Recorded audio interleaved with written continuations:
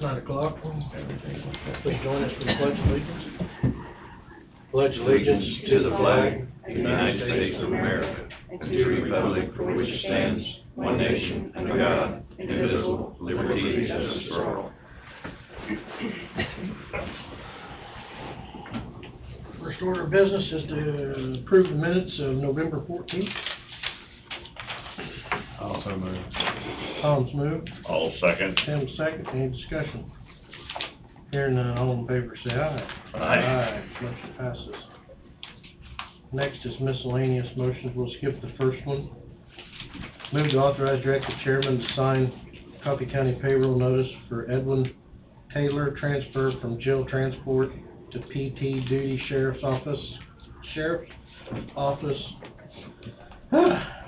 PT, deputy sheriff's office, classification from 2017 to 40-5, wage from 2015 to 2134, effective 11/9 of 22. I'll move. Bob's moved. All second. Tim second. Any discussion? All in favor say aye. Aye. Motion passes. Move to approve resolution number 893, resolution of the Coffee County, Kansas to levy a property tax rate exceeding the revenue neutral rate, dated August 22nd, 2022. We realized we missed doing that back when you guys did the budget, and that's Okay. something we have to send with the budget to With the the state, budget. so it's just a formality. I'll make the motion. Tim's moved. I'll second. Any discussion? Just for everybody watching, we're doing this because evaluations went up, basically, correct? It's, There's a combination of things, I know, but. right, well, when we approved the budget in August, this resolution would have been done at that time, just as a formality to go along with how we did the budget. And so it's just something we need to add to the budget when we Send send it it to up to the state. state. True, but I mean, the common person watching would wanna know that property values went up as well as budgets, due to cost increase everywhere. I mean, labor. Expenses, All period. expenses, I mean, it's just wasn't something we just decided to do on our own. And which Right. was discussed in the August meeting. Right. Correct. Yes, it That was. budget meeting, yeah. Just to reiterate, touch base on it again, so, all right, that's all I had. No further And- discussion? You had something else? All in favor say aye. Aye. Motion passes. Move to approve the third agreement to modify promissory note between borrower Coffee County Health Systems and lender Coffee County, Kansas. I think you guys seen the Yes. whatever you want to call it. Agreement? Yeah, the scale. I'll move.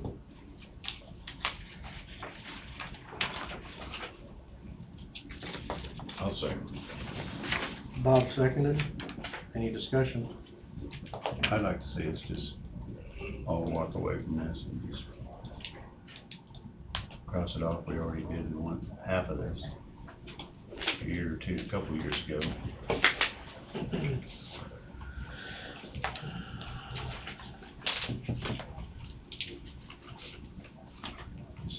Yeah, we'll work question 11, we can discuss it then. Been moved and seconded. We have a motion on the floor. Any further discussion? All in favor say aye. Aye. Aye. Motion does not pass. Work session.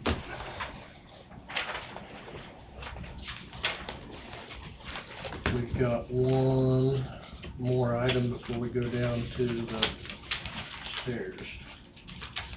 It is on, move to authorize director chairman to sign one tax abatement in the amount of $18.04.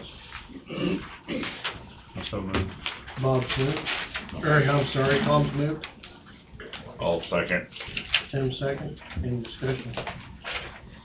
Hearing none, all in favor say aye. Aye. Aye. Motion passes. that is it. Now we will go down for the Lebo High School volleyball team. That would be easy to read. I've already got this in marked up. She got moved. I guess we'll recess. Yeah. Go down to. Oh, yeah, switch it back. We'll go back to our miscellaneous motions. Move to approve proclamation proclaiming November 21st through the 25th, 2022 as Lebo Lady Wolves Volleyball Week throughout Coffee County. That's your district. I'll move. I'll second. This is moved, Tim second. Any discussion?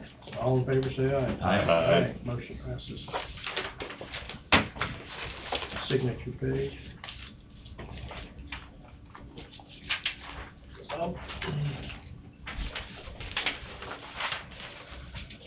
Okay, I think this concludes our vote for right now. After we get done signing the pages, we'll have Miscellaneous.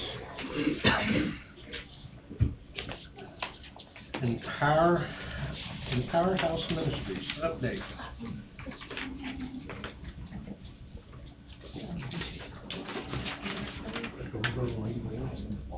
Are you ready? Fire away. Fire away. Okay, well, just in case you didn't recall, my name is Melissa Landis, and I'm the Executive Director for Empowerhouse. I brought Gail with me as well, so I'll let her introduce herself. I'm Gail Taylor Ford. I'm the owner of Therapy Services, the outpatient substance abuse treatment program here in Coffee County, in Burlington, and I have an office in Emporia.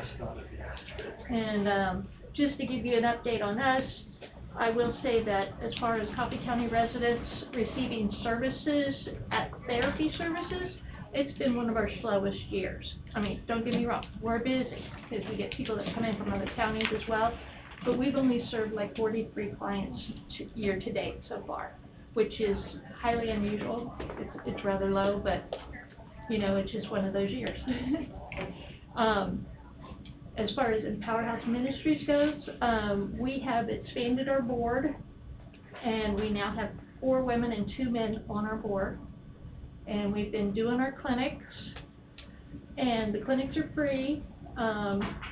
Melissa puts them on, and then I provide the space for them to be put on at Therapy Services over in Emporia. And we've done clinics on, the first one was on drug testing, and it was on cooking and on budgeting.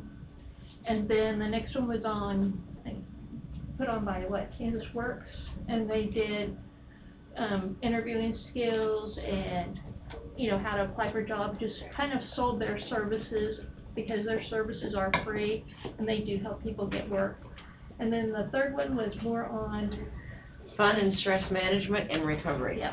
With the general, with the theme almost underlying, without necessarily being stated, is there's more in town to do besides going to get high, right? When you need a little fun in your life, got a lot of stress, and these ladies are under a lot of stress.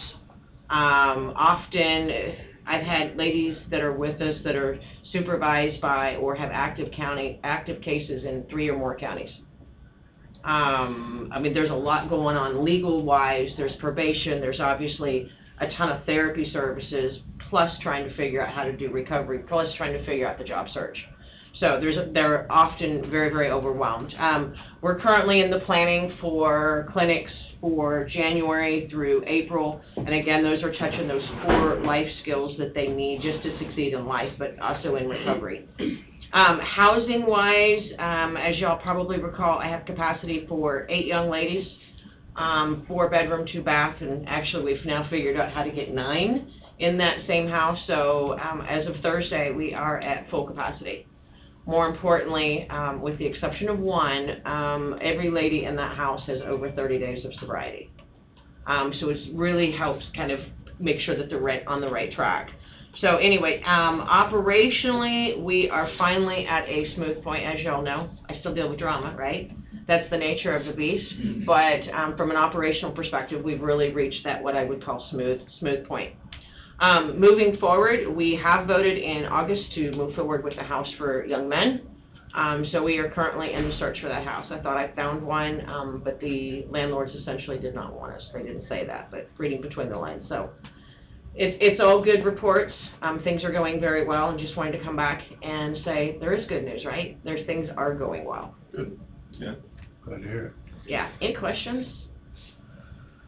Hopefully the money we gave helped out immensely, so. Absolutely, absolutely. The other thing that we did too is we got some funding from the Community Services Block Grant, Okay.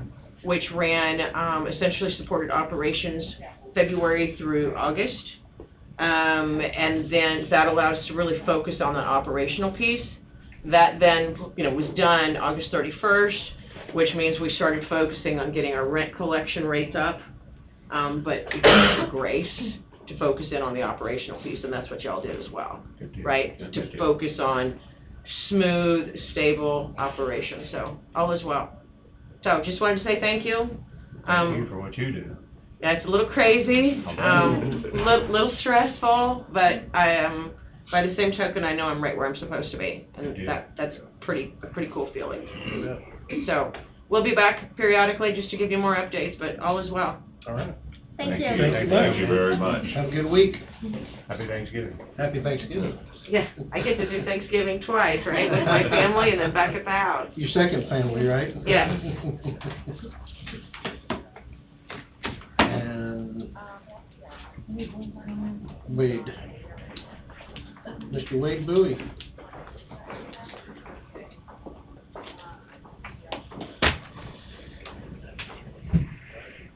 I thought that was sitting back one way. Yeah, that is true. When I couldn't get through. You're up, sir. So, to, I guess, deal with some issues that need to be discussed regarding the preliminary discussion of real property, need to request an executive session, 15 minutes, myself, the board, Mr. Cooper, and Bobby. That's a move. Bob's moved. I'll Tom second. seconded. Tom seconded. Who, Tom or Kim? Oh, I heard, okay. T. Tim? Put a T in it. Just put a T on it. And you said 20 minutes, Wade? 15. Oh, I Unless had you want 20 in my to. head. 15-minute executive session, any discussion? Hearing none, all in favor, say aye. Aye. Aye. Motion passes. We will enter at 9, oh gosh, we're off now. We'll enter at 9:20 for 15 minutes. That's gonna be.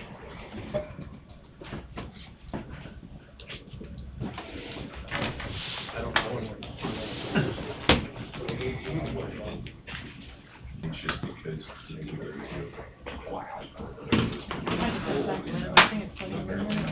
34, 9:34 is where mine's at. I think it's changed. In between a minute.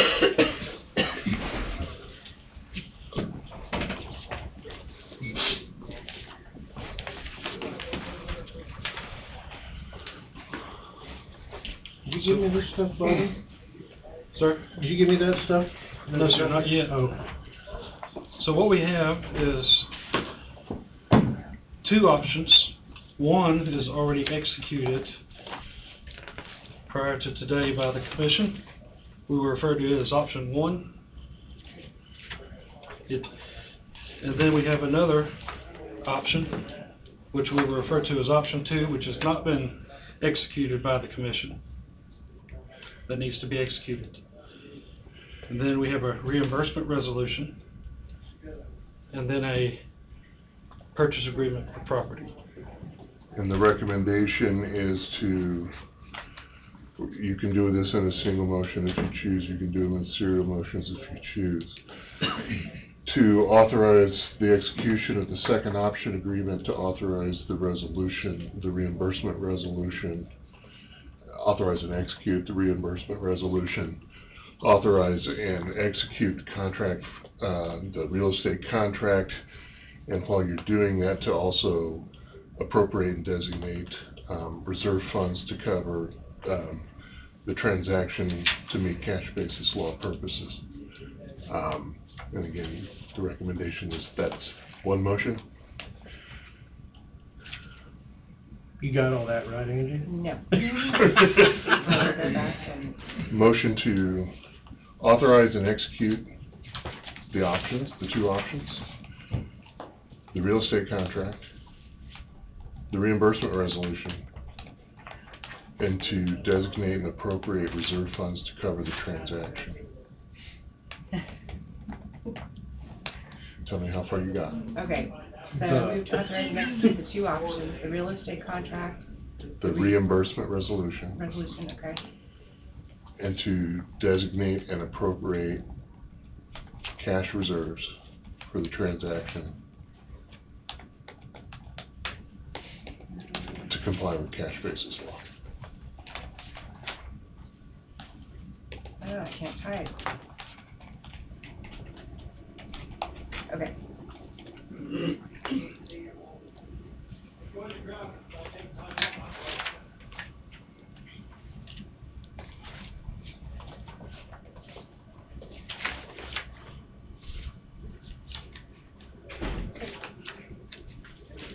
Got it.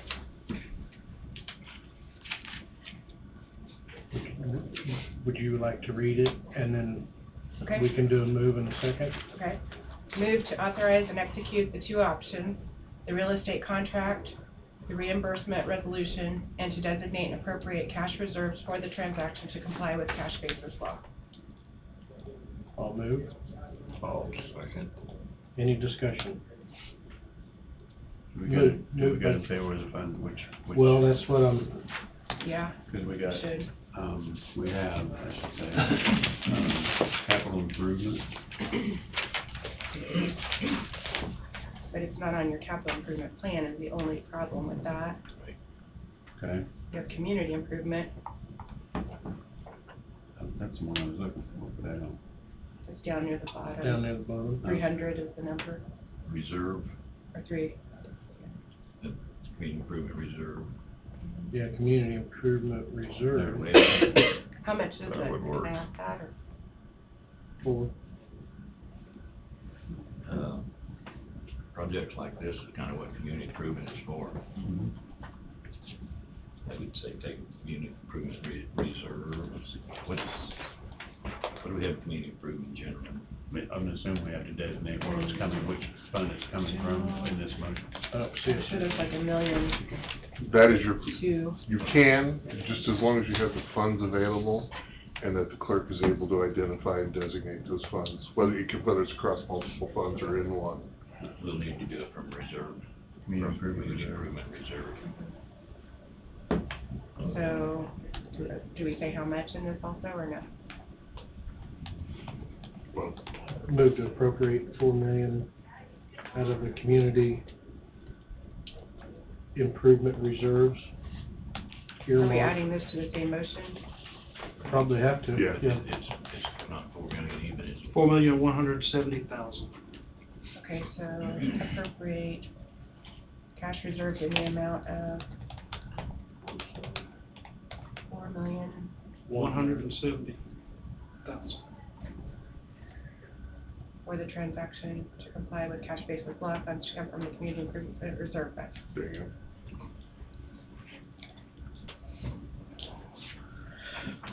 Moved by Jesse, seconded by Tim. Any further discussion? Hearing none, all in favor say aye. Aye. Motion passes. Okay, next is our resolution. Need a resolution number for this. 894.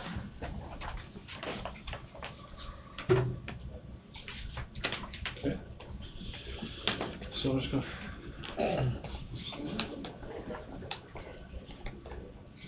I'm sorry.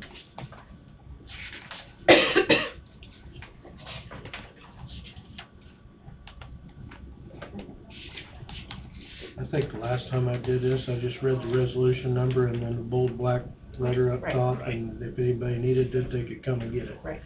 Resolution 894, resolution Coffee County, Kansas declaring certain expenditures allocated to a project reimbursable from the proceeds of loan and/or bond proceeds to be listed at further date.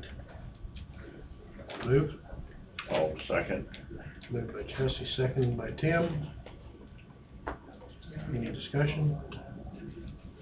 Hearing none, all in favor say aye. Aye. Aye, motion passes.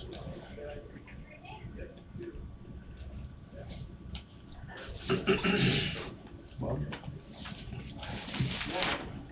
That's just your signature, but it is initials on most of the pages. So we've already Approved. approved to allow the chairman to sign it. Yes, sir.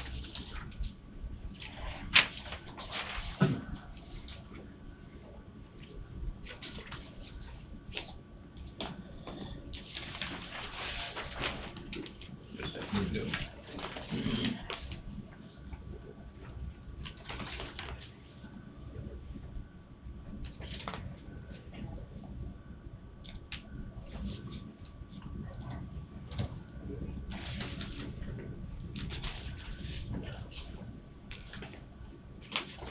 I guess this is where I sign the, It's two buyer slots. Just Yep. sign one of them.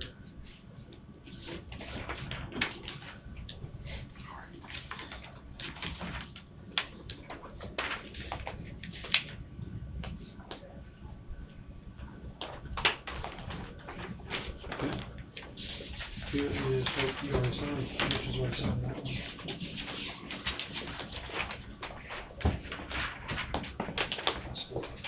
Option.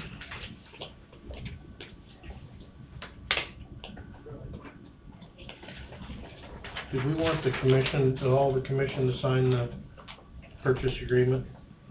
I was gonna set the closing documents. for Oh, the okay, commissioners. that's what it was. Yes. Okay, the closing documents, Yes, sir. 10-4. And the resolution went. No, right, probably. Okay. That is it? That's it. 44 minutes, that was a lot in 44 minutes. There was, that's a lot. That is a lot. Woo! Thank you, commissioners. Thank you. I see this as a major step forward to the economic development of this community. I think we're doing something that will be of tremendous value to the entire community years to come. I mean, we always talk about the kids graduating, going to college and never being able to come back home. This will help that immensely. From a lot of kids Yes. in Coffee County. Can. Yeah, I agree, 100%. If you're not growing, you're dying. And As- we can as sit here a and let I-35 pass us on by, or we can be a part of it. Yeah. That's what I see this. Kids can be trained here and stay here. This is gonna help your college, your VOTEC. It's gonna help Coffee County, Osage County, all the existing county, all the surrounding county, All the surrounding counties. Yes. if it happens. We gotta make it happen. And this is first steps of making it happen. Yes, sir. It's gonna be the leader making it happen. Bobby, you might stress the importance why that resolution that was just signed sort of marries the other together, because $4 million is a lot just by itself, but that resolution ties to that, and you might explain why, because it's with the CID now in place. The resolution will allow the county to reap the benefit of the CID to ultimately pay back that property through the CID. Yes, sir. The primary focus is that federal money will reimburse the county ultimately for this investment. But, without any federal or state funding, the secondary and firm establishment of that CID will allow the county to reimburse itself. And that resolution you just passed allows you to go back and reimburse yourselves out of the revenues from the CID. So in the nutshell, it's not gonna cost the county a dime. It is technically... Technically, in the long run, Yes. it's not gonna cost the county anything because of the CID is going to be able to reimburse, because of the resolution, reimburse the county back the $4,170,000. Yes, sir. That was appropriated. Yes, sir. I just went on a trip down to Columbus, Mississippi.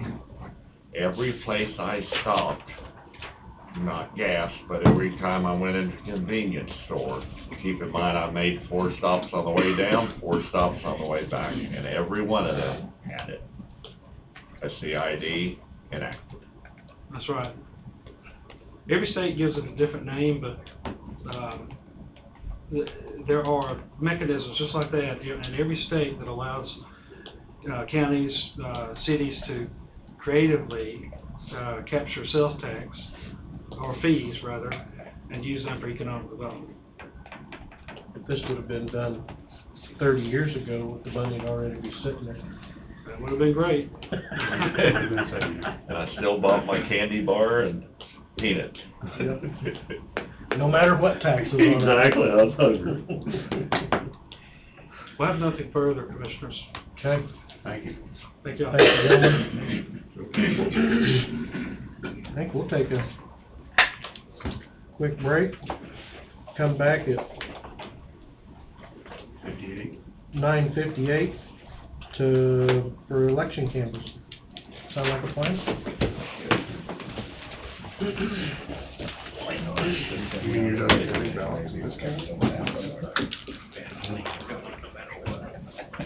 The road was down to,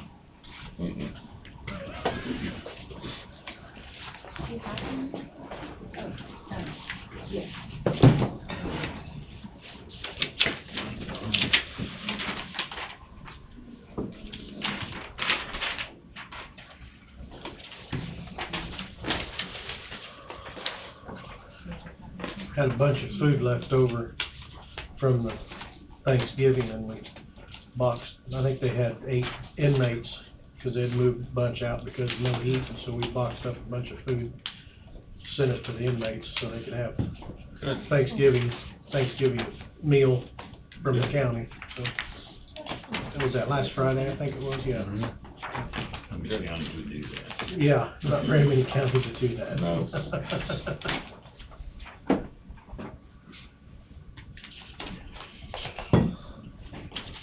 What do we have, eight for the inmates, and then night shift, Yeah. Good. 4. 4 for them. And there's a whole bunch of corn left over down there too, like a bunch of corn. Is there other food left too? There was some ham Bye. and a bunch of pie. I think that was it. That was Some rolls. a delicious lunch. Yeah, it was. Good. Cheese and potatoes was all the way gone. They disappeared. They was gone. All right. It's 10 o'clock. Move to convey as Board of Canvassers to canvass the results of the November 8th, 2022 general election at 10 a.m. I'll make the motion. Moved by Tim, seconded by Bob. All in favor, say aye. Aye. Motion passes. Okay, so I will go ahead and go over the provisional ballots so we can get those going while I go over the rest of the results. So we need to appoint another canvass member, I just realized. And we were going to have Gwen set in as another elected official. I'll move to appoint Gwen Burke as the, Second. I think she did that for us before. Yes. Moved by Bob, seconded by Jesse. All in favor, say aye. Aye. Aye. Motion passes. Sorry, I forgot to put that on there. I just realized, oh, we don't have 5. I gotta have another. While we're waiting on her to get down here, I'll give you the provisional ballot. Oh, we need Gwen in here? Yeah. Yeah. So how many total voted, you know? Yes, In the county? 3,443, And there's 8,000 in the county? about 8,600, yeah. Not quite half. More than off. Oh, probably not. It is now.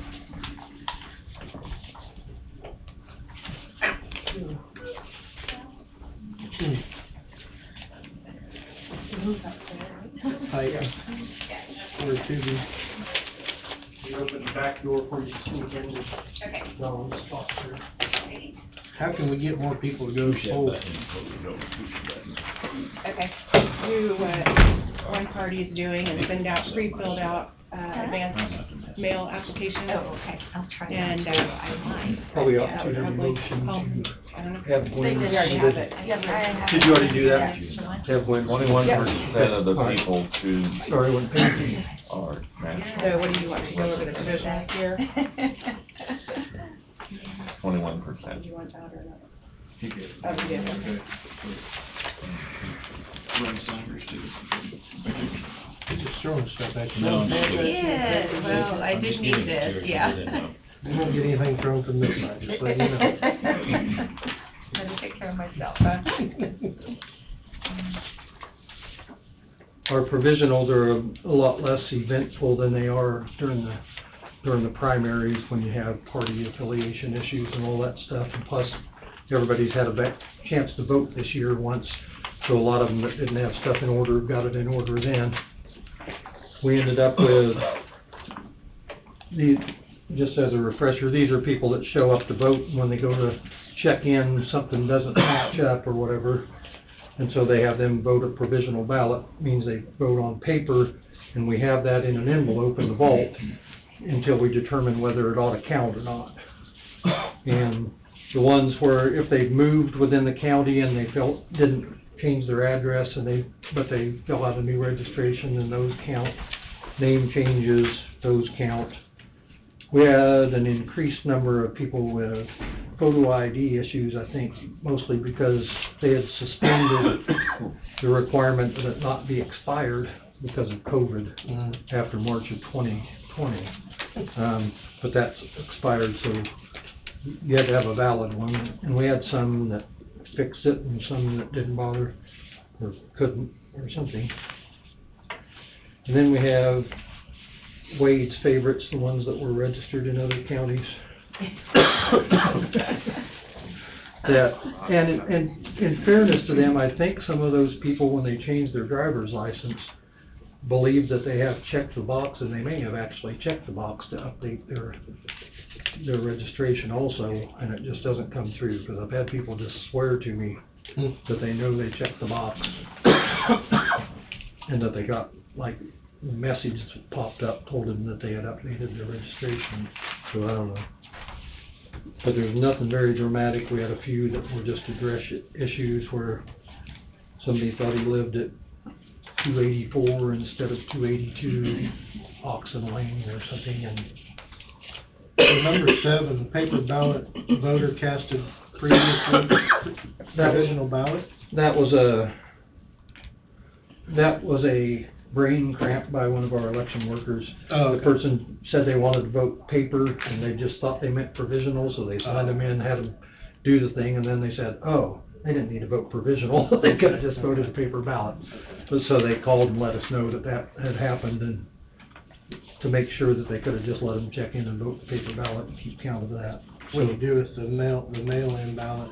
without Mail-in ballot, signature? he came in and signed it, He come in and signed it? yeah, Before from the your district. deadline, yeah. Yeah, every time I have the ones that were curable, which would be the ID or a signature missing, I hound those people, chase them around the county and try to make them fix it. Some of them just won't. But that one did come in, he said, oh, is that on the back? I said, yep, it's on the back. But you're allowed to have them come in and sign it, and there was no evidence of it being not his. And I have stickers on there with their name and voter registration number and stuff, so we know it was his envelope. So that is about it on those, unless you have questions, we'll try to give you kind of a summary there. Don't have any more questions.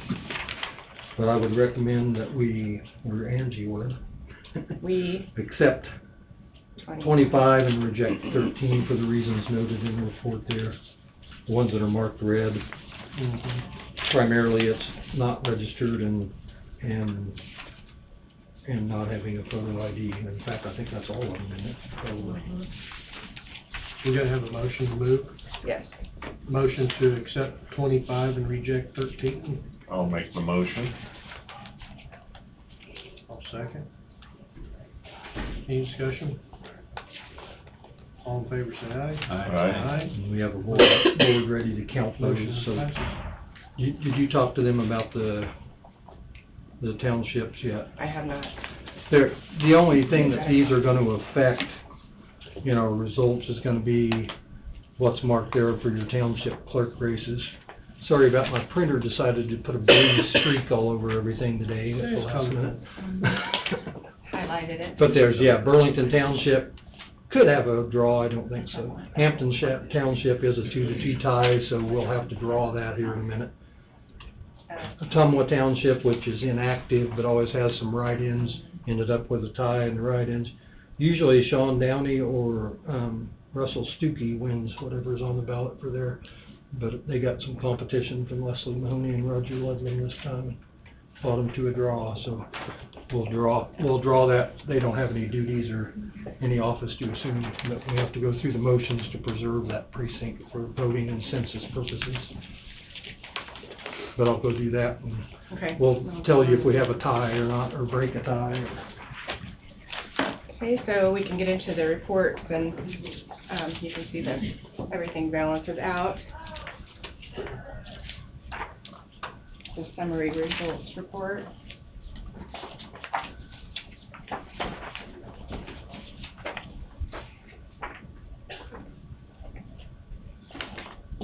And then I create this balance sheet so that you can see that as these polling place numbers come in, and with everything else that occurs during the election, prior to the election, advance voting and all that, that everything matches up. Advance voting was so high, Yes, it was. and everything else was Yeah. low. So this report I'm giving you is the advance poll book. This is the mailed out report that comes straight out of Elvis. And if you look on the back page, you can see there's 222, which matches there, and it matches on your front page. If you will sign, just saying you've seen that, and that all matches up.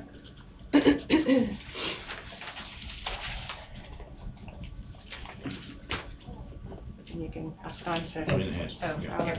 Everybody's got to sign it? We all Oh, get okay. an issue. The next I'm sorry. report I have is our in-person early voter list. That's also straight out of Elvis on that. It says there's 653.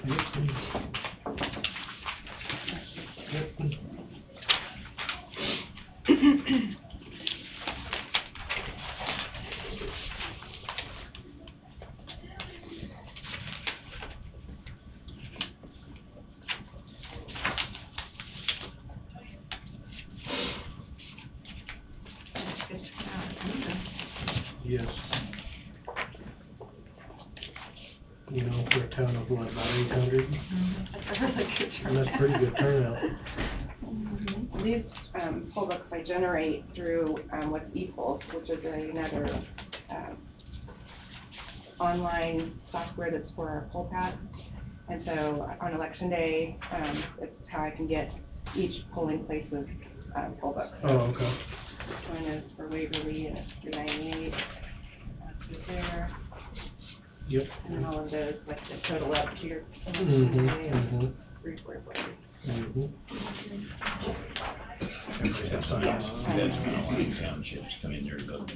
Yeah. It Yeah. wasn't all Yeah, cities. but still, Right. I mean, if you think about, yeah. But still, your township isn't counted as it's not counted as your city numbers. It would be in. It would be on the voting Yeah. place. It would be on the Yeah, voting yeah, place, but not on the yeah. census of Right, city of Lee. yeah.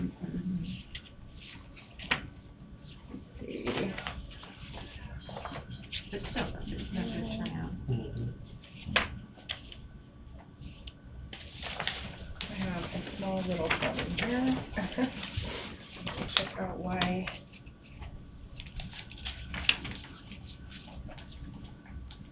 Kelly Hall, 517. 517.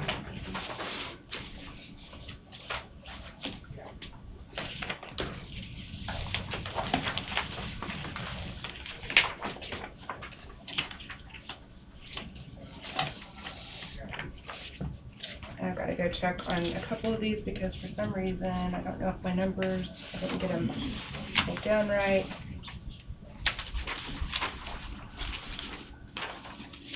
I need to go work on these, figure out, there's a couple things I need to figure out on a couple of these. I don't know what happened there, but, if you want to go through also on the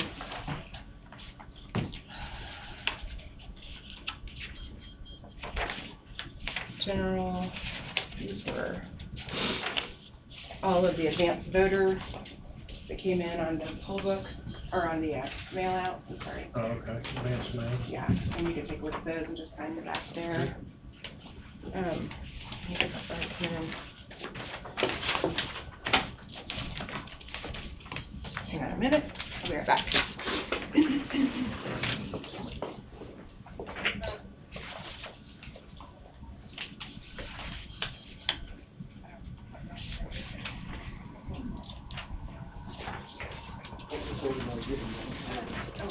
The poll book, the signing poll book. Okay. I went through everything else, screening CVs, explain what these are, and you might go through the audit with them. And did you say we sign the back of this or Yeah. here? Yeah, right there's fine. Okay. I need to still sign this, and then you can go through the audit, and then I'll get this. Okay.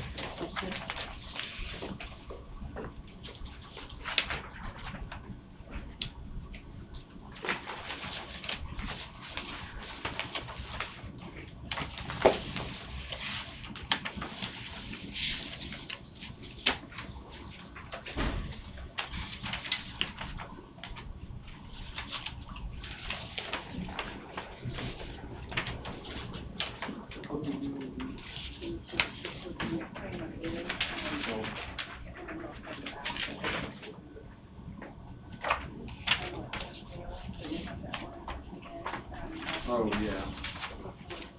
Oh, yeah, it was just one.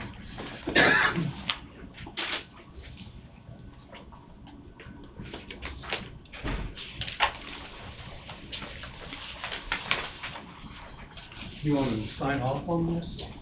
Okay. Gwen was on our board on that, so you may have to recuse yourself. This set is our, when the advance mail ballots, as long as they're postmarked by election day, they can be received up to 3 days later.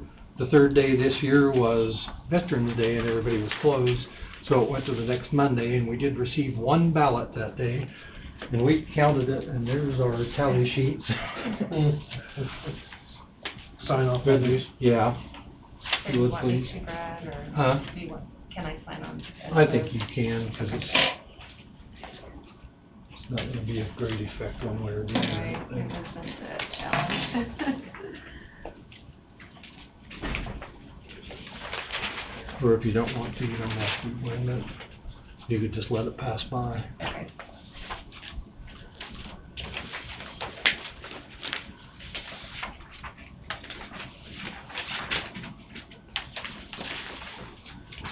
Yes, we've already gone over the other advance things.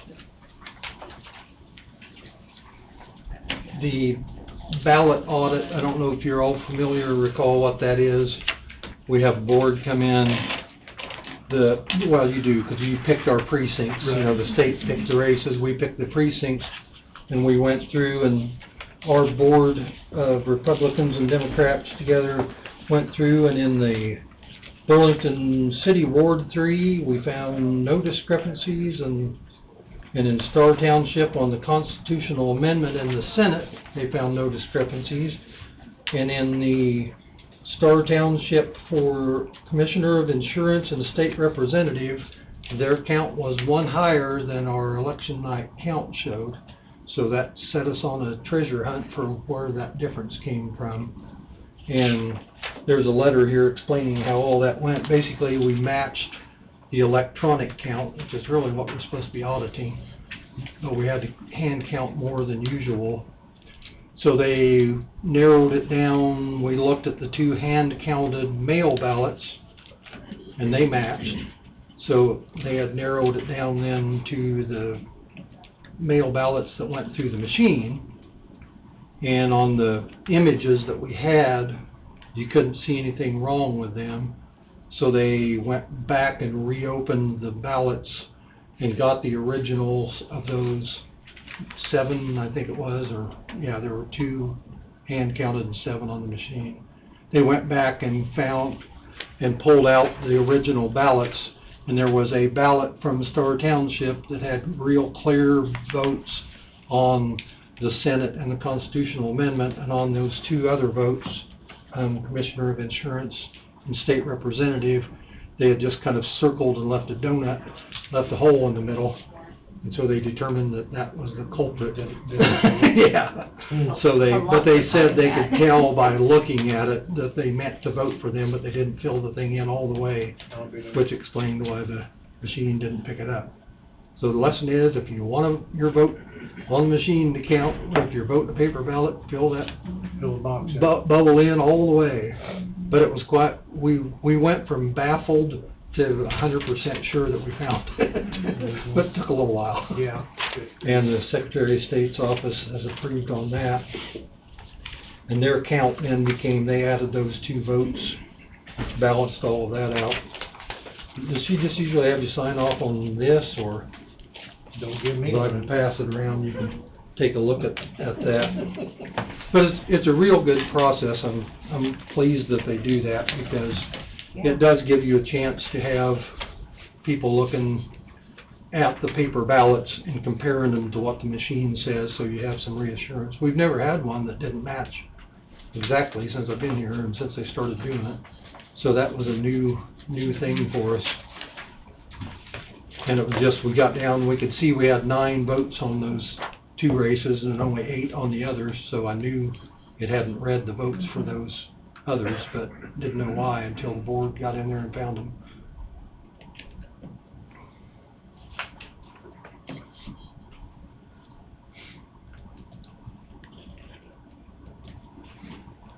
I don't know what else you have going here.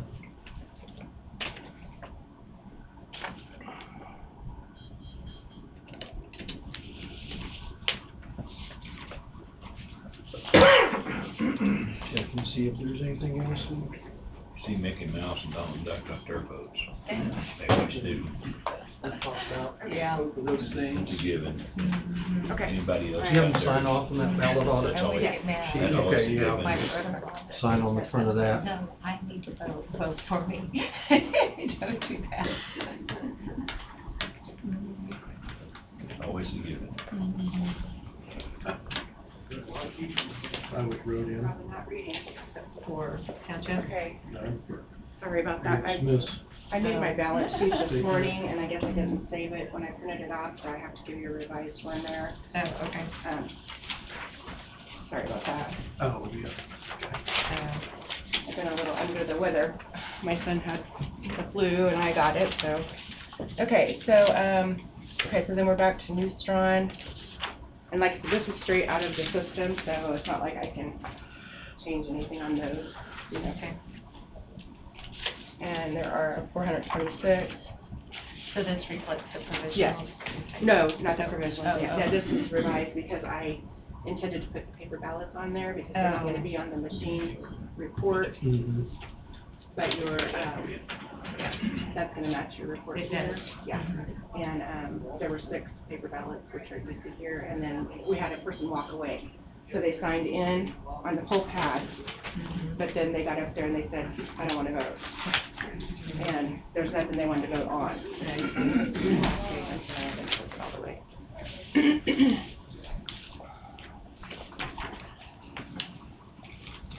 Got stage fright. Well, We're gonna be hand counting a bit in here. okay.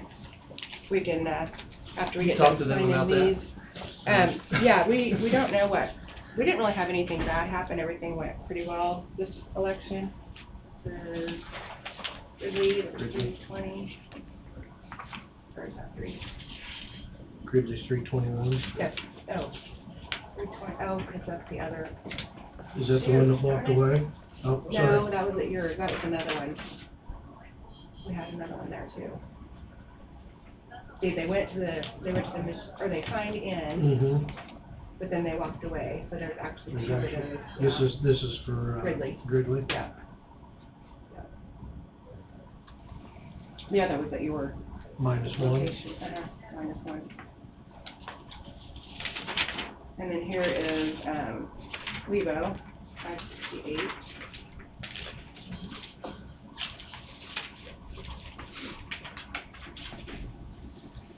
And that should be all of those.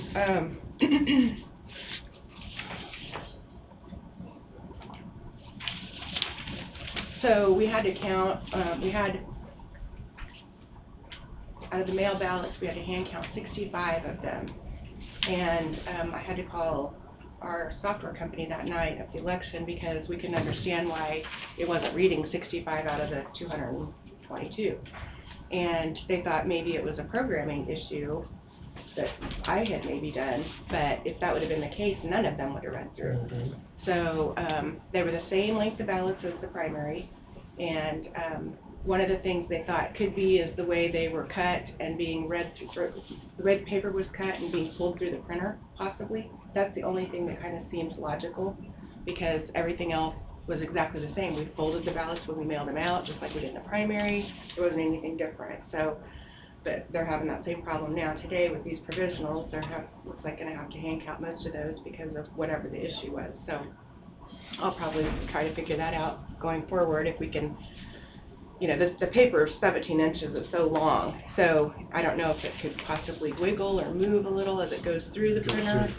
But, and I chose to go with longer ballots because I didn't want to have 2 or 3 page ballots. That's gonna get too confusing for people, so, anyway. So, it'll be a few minutes for them. If you want, you can go ahead and sign off on the 0 reports here.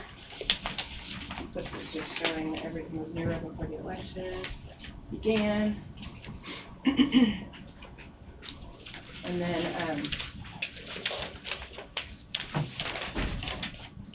I'll print off totals reports after we get the provisionals added.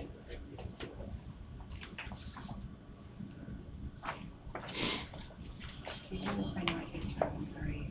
Get the next time back in. Okay, good.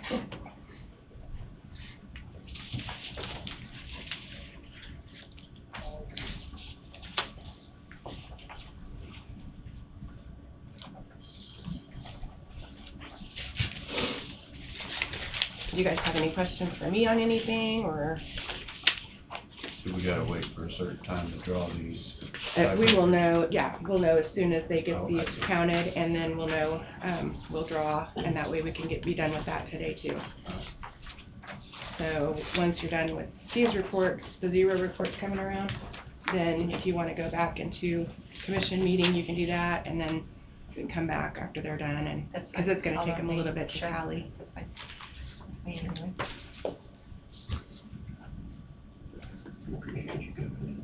Yeah, interesting. Everyone's Yeah, everything's such a great job. went pretty good, so.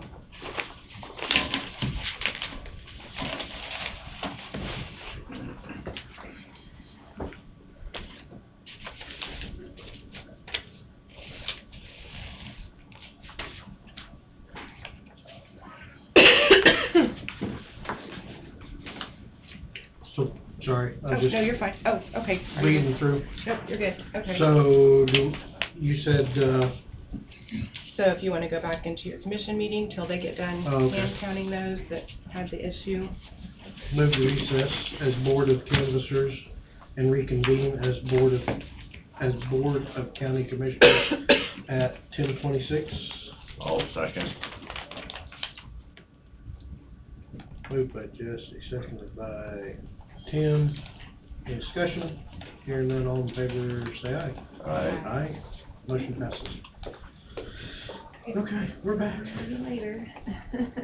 Thanks for coming in. Yeah, I'll come in. See you in a bit. Locked. Yeah, it's fine. Okay.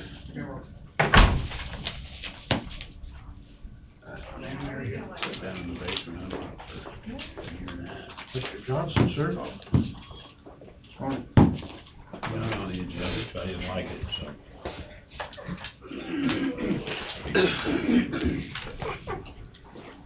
Got any good stuff for us today? Is it warm outside? It's warm outside. I asked for him to come up, to sort of update and inform the board and probably the public as well, what happened with the jail and now where it is, because there was an issue with the jail where 3/4 of the inmate population had to be farmed out to other counties due to, heating issue within the jail, so. So, heat pump went out, we were notified Tuesday afternoon about 4 o'clock. I was out at, Mulvane Sheriff's Conference this year, but anyway, we had a, emergency meeting of the minds in my motel room. And we started making phone calls and everything else that, when the heat pump went out, it was 50-some degrees, 53 degrees. Back on the cell block, and originally they told us they wouldn't have a fix to it until the following week. So that being said, we started making phone calls to agencies around us, and we got 8 inmates out from the towards the north end of the cells. That left 6 back in what we call cell 1, cell 7, whatever it is, the big bullpen I call it. We put some electric heaters down there so we could close there was a door there, multiple doors down the hallway. We could close that door off and keep heat down in the south end of the jail. That was an issue because every time we plugged the electric heater in, we blew breakers as quick as we could plug things in. So we finally got that figured out, where we could get some heat going. We turned on heat as much as we could in the jail booking room, propped open the door going into the cell block, trying to get more heat down there. Of course, that's a safety issue, but still, we're trying to get heat down there. So we did maintain heat to about 66 degrees down the very south end, which was livable. We gave them an extra blanket. They understood the concern, they understood the problem, but there was no way we could heat the north end of that jail. So we just got people out. So we farmed some females out, all of our females out, to one agency, and then took the males to another. So they're back now. As of about 30 minutes ago, we went still back, and I didn't have them come back. We probably could have brought them back Friday, probably. But Modern Air got everything ready to go Thursday, and I didn't want them brought back till I could make sure that it was going to stay warm and work. So we brought everybody back Saturday. We got them all back here. As of about 30 minutes ago, it was maintaining about 70 degrees in the south end and about 63 or 64 degrees in the north. Modern Air, we told Modern Air that before they left on Friday and Saturday. They manipulated it every way they can think of to try to make it a little bit warmer in the north, and it is what it is. That's what it's going to be, probably. Just an old facility, it's hard to get air all the way down that north end, warm air down there, but it's livable. So that being said, you know, there's avenues that we could go. You know, back when I wasn't here, during that 2 years, Randy bought some additional heaters, they're air heating and air conditioning, that go up in the ceiling that they put in the booking room and stuff because you couldn't maintain heat or cooling there either. I think they put in 3, and it was about $13,000 to have them put up there. So that's a possibility we could have. If it gets February, you know, and it's 14 below, we may have to think about doing something like that. But right now, it's livable. You know, I don't want to put a bunch of money into it. We have to put money into it to make sure people are safe and comfortable. That's all there is to it. But I don't want to spend money on it if in 18 months we're going to be tearing it out and making office space or storage space out of it. You know, there's no use doing that if we don't have to. So the heaters that was put in when Randy was here, they're not working, or they was just temporary? No, they're here. It's just they're not in the cell block area. They're in the office spaces and booking. They're not in that cell block. Okay. You know, you can't just put something in a cell. You know, Right. a heating and air conditioning sticking through the ceiling. And so the best thing we could do is put 1 or 2 of those down the length of the corridor, the long cell block, the linear cell block, and open food ports to try to get air in. You know, it's not like you can give them a 110, you know, heater to put in their cells. You don't have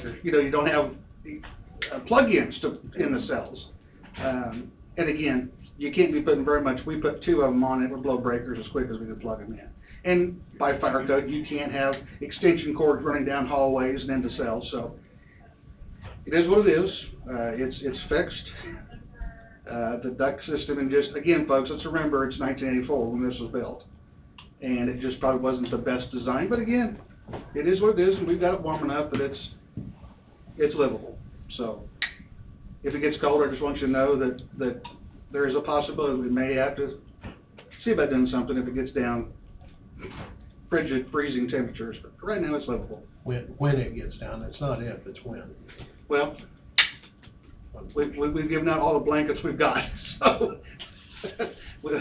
And again, people understand, inmates understand, they know this is not something, you know, that we planned on.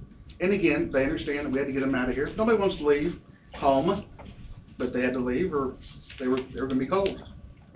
So we did what we had to do and got them back as soon as we could.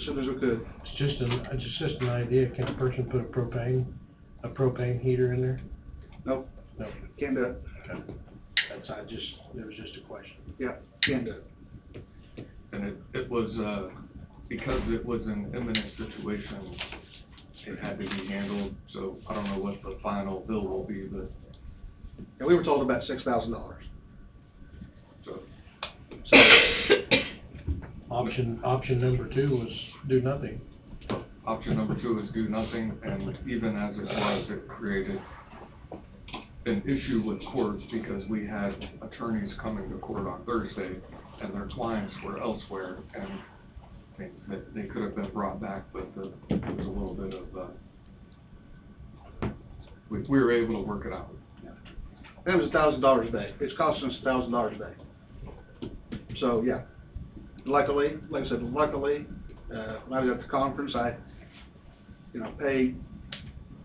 talked to a couple of sheriffs. You got space, you have to send them. You want us to come get them. They understood our concern. It was an immediate concern.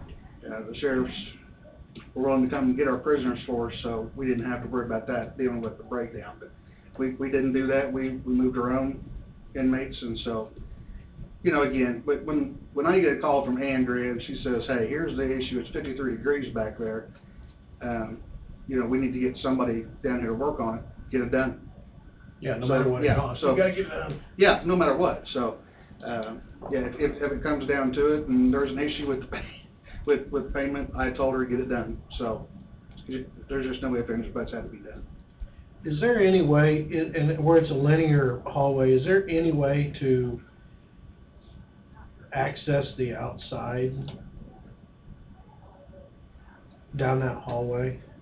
Sure, there's a north and south emergency exit egress doors. Now, I've been to several big buildings. I mean, this is probably going to be way more, but I mean, it's the same concept, it's just on a smaller scale. Is they have portable heaters. Yep. That you could place outside and plumb into the end of that corridor and force heat in. And I think it'd be probably a lot cheaper than maybe trying to do something internally, possibly.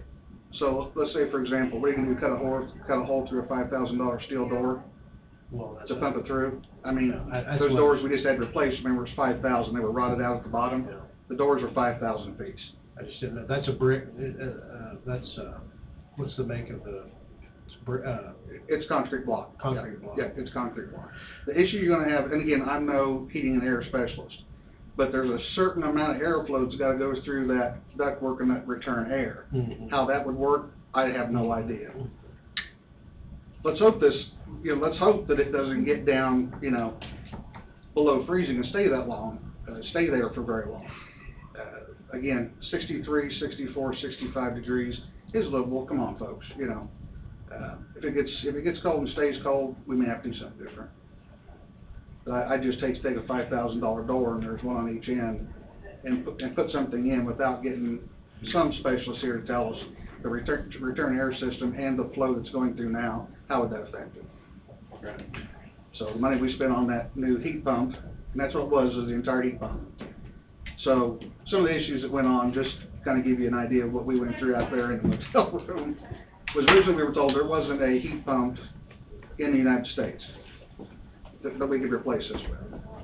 That's what they told us, that they could make one and have it to us the following week, and it was gonna be in St. Louis. They make them in St. Louis, and we were told, tell us the day it's made, and we'll have a truck sitting there, and you can put it in the back of our pickup, and we'll drive it back. We were willing to go get it, because they said, oh, it's gonna be extra shipping costs. I said, you folks understand, this is for a jail. I gotta have heat, So we were willing to go get it. Well, luckily Aaron Cathcart, him and Aaron were, had the deck while we were gone, we were in charge. And one of them mentioned something about there was a 220 unit here locally in their Topeka office or whatever, and Aaron says, okay, what, the one we have is a 110? Yeah, that's a 110 unit up on, that's went bad. And Aaron says, why don't we just put the 220 in? He goes, I never thought of that. And so we called Creighton Cox and said, hey, Creighton, here's the story. It's a 110 up there. Yep, it's 110. So we're thinking about getting a 220. Can you wire it in? He said, no problem. So we told Modern Air, get the 220 here now. So they were able to deliver it the following day and a half later. It's here.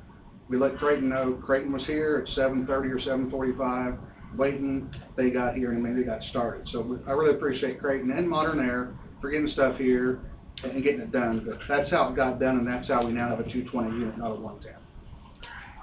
Should have never been a 110 there to begin with. Yeah.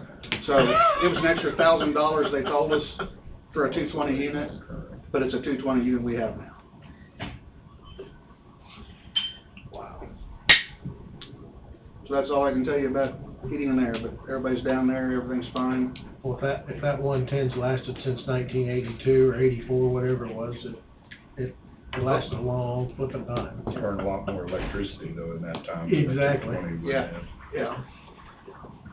So that's where we're at on the heating side. On the path to remedying all of that. Yes. Pardon me? We're on the path to remedying all of that. Yep, we are. I'm ready. Can't get here soon. I'm ready, that's right, I'm ready. So. You gonna get a shovel? I A pick and start told breaking all ground? three of the CMs that we interviewed there, I told them, I said, tomorrow, I don't know who's gonna win this bid, but tomorrow my guys are gonna be in dirty clothes with axes and picks, and we're gonna be out in the parking lot. We're gonna get started on this, so I'm ready. Throw it across the street. Yeah, yeah, I'll loan you some forms. yeah. You don't wanna see my concrete work, it's ugly. Yeah. Mine too. But no, that's all I have. Is if you guys have any other questions, I can try to answer them. Just gotta do what you gotta do at the time. Yeah. Make it work. You might fill them in on two things. One, downstairs, the security layout, it's sort of morphed into something different. And you might fill them in just generically on that. So generically, we've made the design a little different than what we originally had presented to you. One of the things that's sitting around brainstorming, drinking my cup of coffee brainstorming, I guess, I started thinking about the west lobby doors. I know that we're going to talk about focusing on the east doors and keeping those doors locked. We know, we've spoke to Brad, and we know that we can put a door reader on that west door, and so the employees, can come and go from that side that's closer maybe to get in there, that's fine. The other issue of putting a door reader on that west door is Wade's offices are gonna move.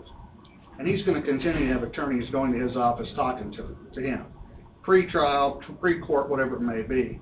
And so probably some attorneys are gonna want access to that door, rather than having to park, at the church parking, walk over to talk to Wade, then walk back over to the vehicle to go to the east side.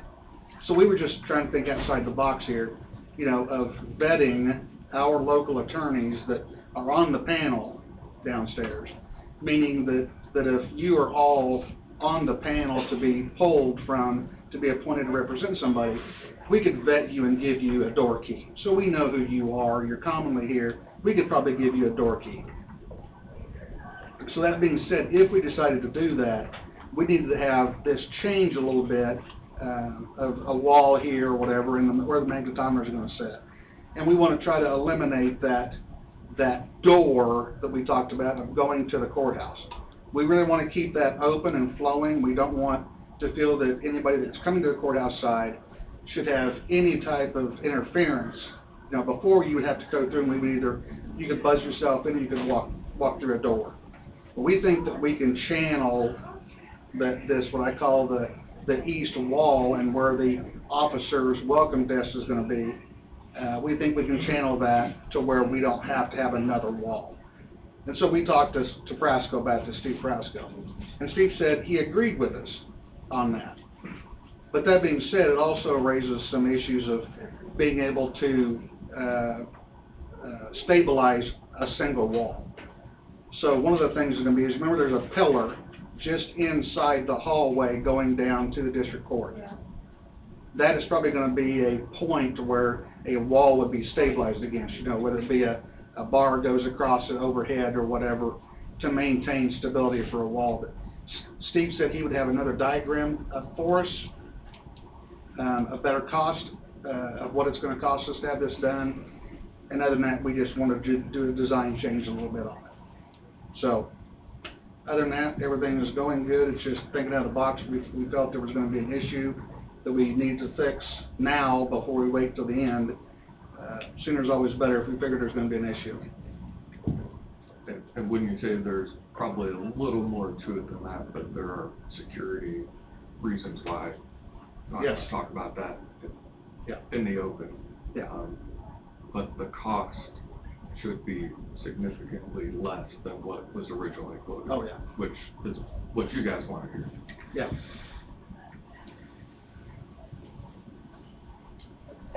So the second part of that is, I've had people ask me, so you might fill not only the commissioners, but the public in. You have a deputy that's walking the floor on a regular basis. So I explained that to you originally, and I'll explain it again. So what we see is, and the reason that we wanted 6 individuals, and that's probably 2 full-time and 4 part-time. Right now I have 1 full-time already hired and a part-time that are already in the courtroom right now dealing with cases on Tuesdays and Thursdays whenever Wade has court, the court has court. But 2 individuals, minimum of 2 individuals will have to be at the welcome desk running the magnetometer. Talking to people, hey, you're going to go to court, you're going to go to the courthouse, wherever it may be. So there's 2. You'll have 2 people there in the courtrooms, because we'll have 2 courts, so there's 4. So 1 person will be a roamer, I'm going to call it, and they will do nothing but walk this entire courthouse, which that's what Brandy is doing. Brandy's my full-timer. Brandy works Monday through Friday, and when the court's not in session, she's roaming hallways. She's being seen, being that deterrent, having an armed law enforcement officer. She's dressed just like every other deputy. She's a deputy, that's all there is to it, and she's walking the courthouse. So the last person, the number 6 person then, is going to be doing one of 2 things. On court days, she will be either at the magnetometer helping, because there's a certain way, for security purposes, you run a magnetometer and you do it with the officers. Whenever that court is not over, or that court is done, or there's people, whether it's a jury trial, whatever it may be, and there's people already in the courtroom, and they're settled, you've already got somebody inside the courtroom. So, remember, we talked about from day one, when Goldberg talked here, we need 4 people per shift, 16 total, we believe, in the jail. At least 4 person per shift. That last person is gonna be a gopher. And that last person we need to go get Jesse from the jail and bring Jesse to court. Then all an inmate has to do is they send that inmate, open that door, he comes out in the hallway, walks to a holding cell, that door's open, he goes inside the holding cell. That holding cell is just inside the jail, right next to the inside, through a door into the courthouse side. Then all that gopher has to do is walk to that holding cell, take that inmate out and take them into court. So I've eliminated taking somebody off the jail floor and using that last person there on those days to run people back and forth. So I'm leaving my people in the jail to take care of things in the jail, and I've eliminated then having to get somebody back in part-time or have multiple people here in the jail to run inmates back and forth. So other places have done it, other jails have done it, other sheriffs are doing it. I spoke to several of them that do the same thing, have courtroom security, and they're doing the same thing. And it's all worked out for them. So that's, again, that's the reason I spoke to that to you before when I presented this to you. That hasn't changed any at all.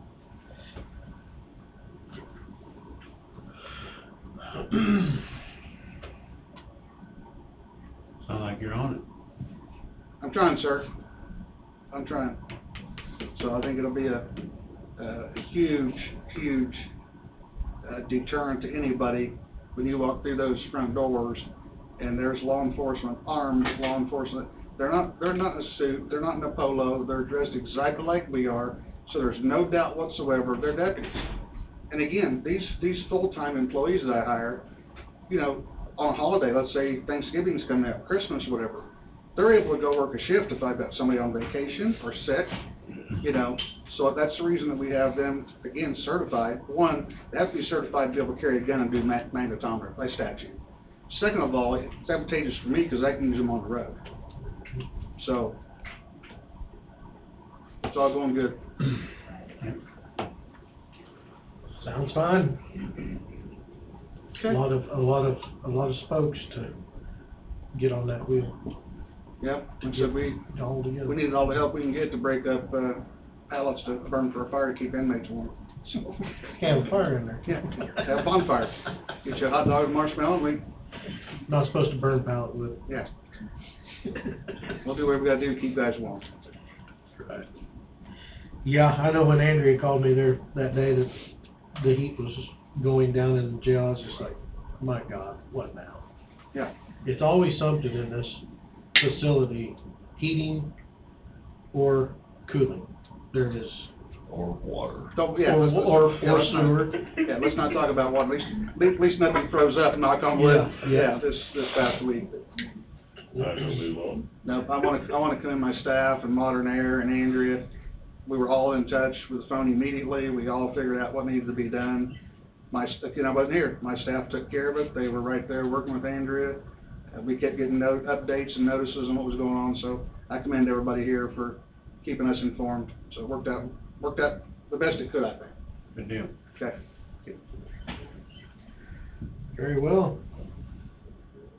So Tom's here just monopolize his time. One of the questions that is still in the process of being answered regarding policy and procedure is safety sensitive.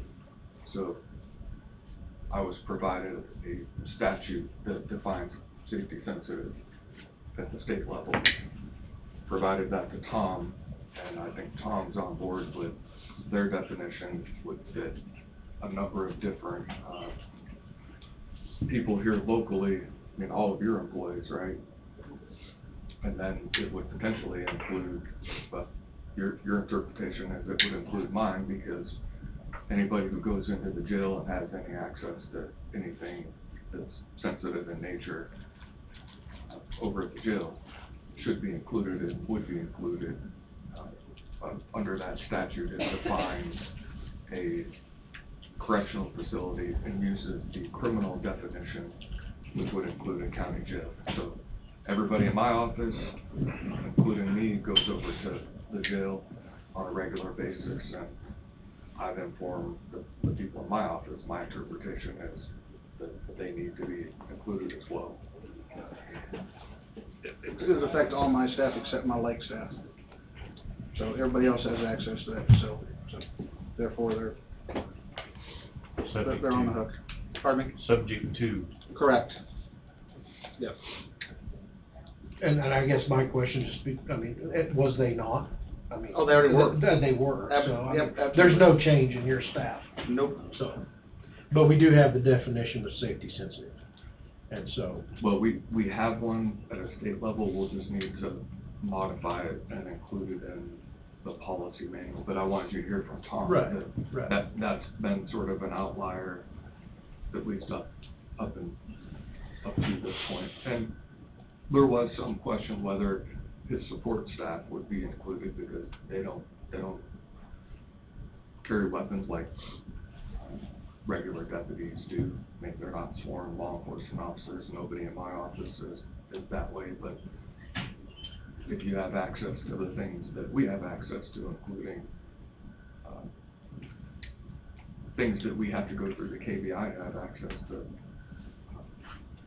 look at, then it makes all the sense in the world to me. Don't have a choice.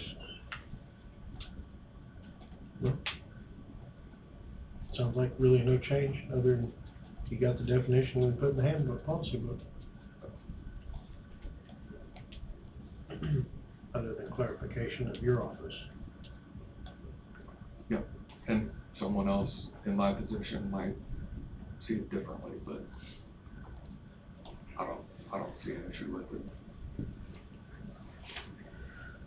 It's pretty clear right now, if you have access to that jail,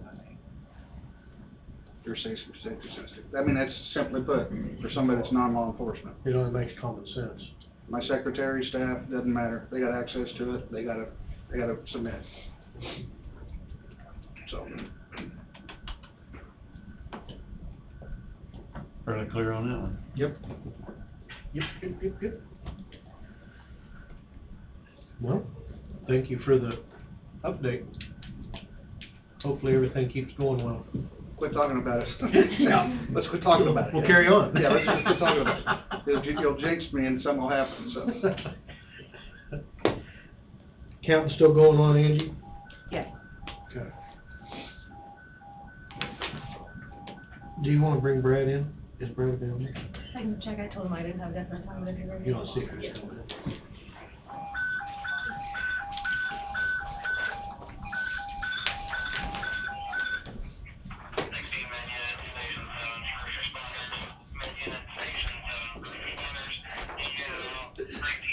Did you bring it?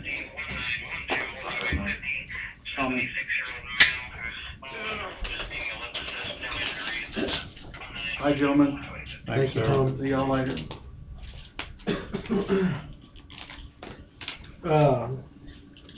Waiting on Brad to get here to go over some stuff that I thought it'd be good to hear from him.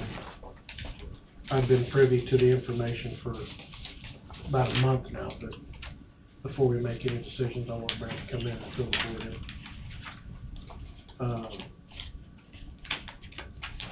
Coffee County Health System.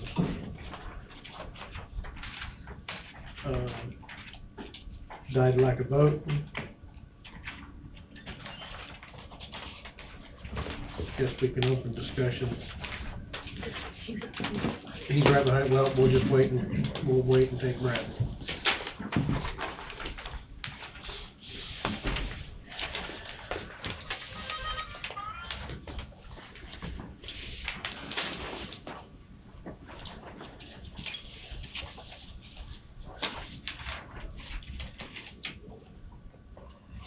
You've got the podium, sir. Yeah, let me read first. Oh, okay. What, you haven't read it yet? No. I don't think it's new news to you.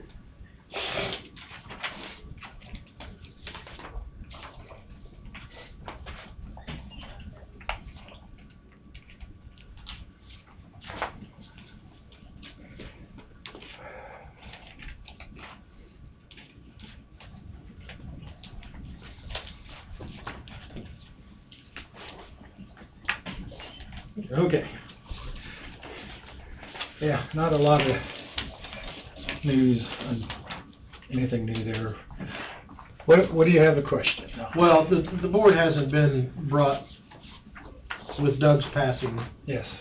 I know what is taking place. The Yeah. board, the rest of the sheriff, Yeah. You're on the fiber board, so Yes. you've, and I haven't spoke with them about what's happened at the fiber board. okay. So, I would like to bring them up to speed on Okay. what's going on.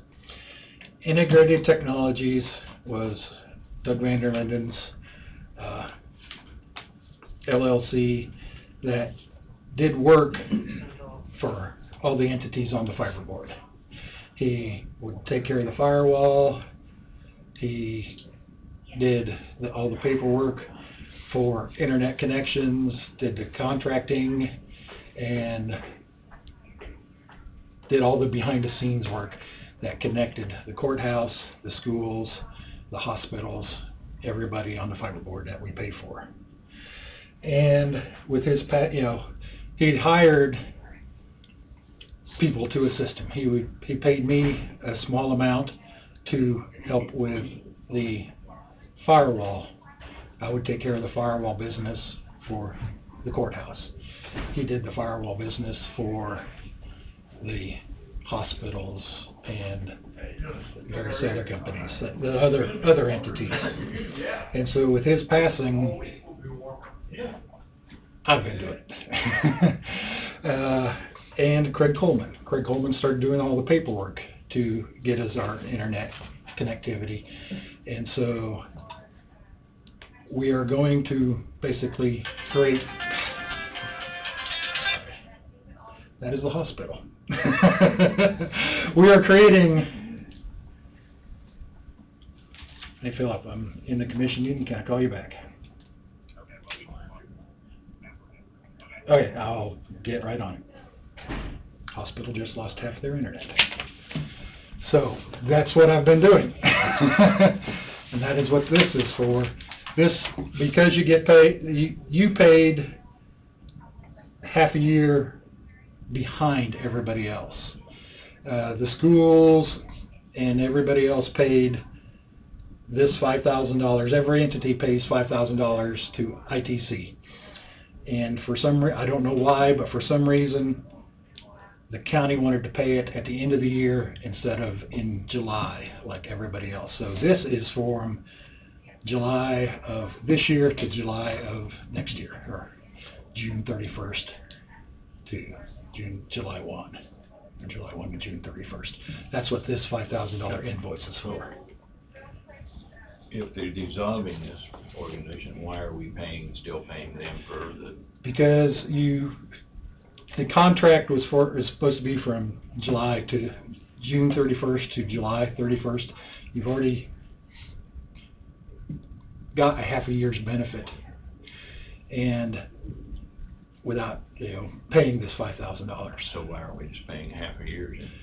The other half is going to go to me and Craig to finish out the contract. Oh, okay.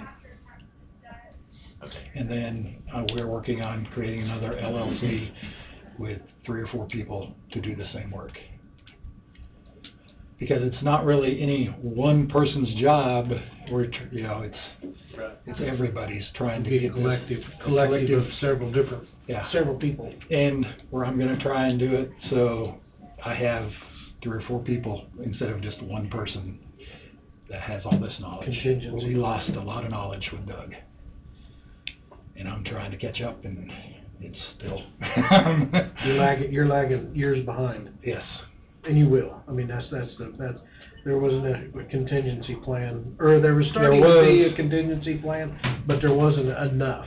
Yeah, and he went faster than we thought. His contingency plan was for the next year or 2 to get Craig and I trained a little better, and it didn't happen.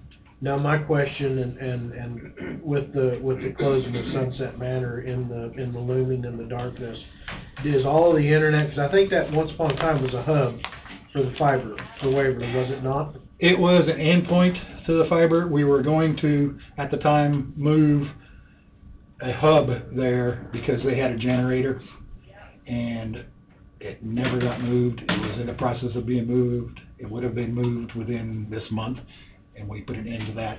The hub is still at the high school. At the high school. So there's no threat of something happening to the No. fiber because of Sunset Manor Correct. going by the wayside? Yeah, the hub is still in the library, Okay. or I guess the high school. High school, okay. I just wanted to make sure it was in a stable Yeah. place. Yeah, we were that close to moving to Sunset Manor. It was delayed because we didn't have time to do it, or it would have been done a month ago. Yeah. Yeah, okay, that's all. I just want to bring the rest of the commissioners up to speed so we can get this passed. All right, I'm gonna go look on the hospital. And I'll submit that like a regular invoice. Last year when we did the 15 on the courthouse general, because we're pre. Okay, so there's not a motion? There No. hasn't, There hasn't been? but just with this change of how everything. Okay, very well. Back on the Coffee County Health System. Tom indicated he would like to see it totally wiped clean. We did that first half, 3 years ago? Give or take.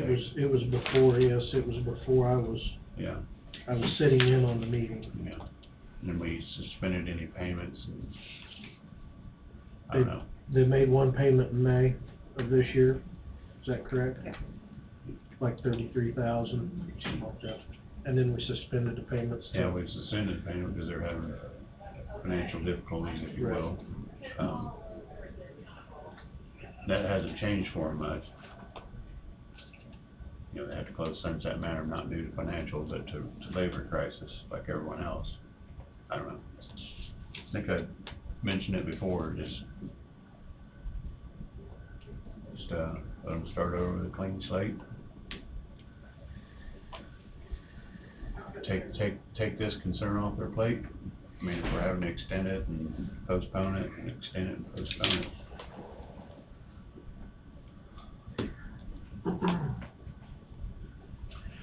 I don't necessarily agree with that, because I've been in on it since the beginning of it, and we gave them money, and we have forgiven quite a bit of money to them.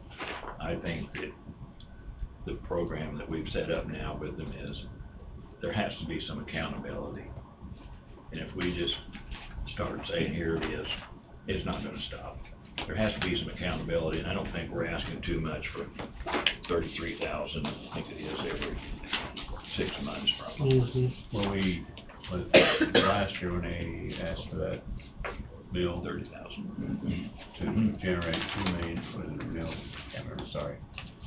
Generate revenues from the taxpayers to help support the hospital, so they get, in essence, $2 million, give or take a year, through a tax levy, so I don't see the difference. Yeah, I mean, I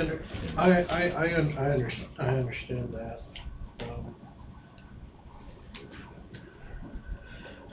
What precedent is this gonna set to people that's, the county's loaned money to? That's true. That's my concern. That's true.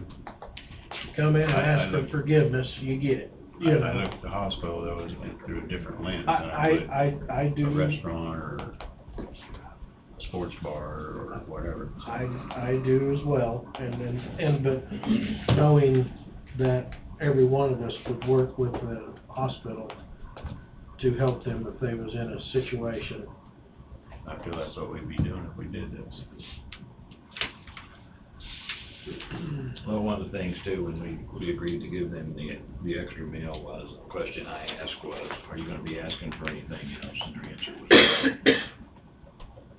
And they knew that they had these payments to make at that time. And they didn't say no. They probably budgeted the payments in the extra bill. I don't know. I still think that you've got to hold people accountable for some things. This is just, you know, to me it is. I know there's gonna be more stuff coming up from the hospital, I just know there's gonna be things that's gonna happen. And we've never denied them. They came in, since I've been here, they came in, they wanted the new MRI machine, or MRI, but, cancer, what is it? CT scan. Huh? CT scanner. CT scanner and a couple of other things, and we said, okay, we've got the money, we'll buy that for you. And I have no problem with doing that, but when you're still doing that to them, I just don't think you ought to just say, well, here, just forget everything we've ever done, because I've seen several $1 million be forgiven there. Mhm. And it seems to be a trend that, well, if we go in and ask, they're gonna forgive it. And I'm not sure they even asked on this. And I think, They did it in a roundabout way, if I remember correctly. yeah, there was a pop question, unless you're gonna forgive it. Yeah. Yeah, Well, it was yeah. joke, I think it was a jokingly, But, but, I'm, and I'll say it, show us that you can quit hemorrhaging as much money as you have, and they have. They've cut their losses down some. They're still not flatlined at break even, but they're trying very hard. And I think that's something that and the board is asking, make things better. Is this gonna make things better if we do that?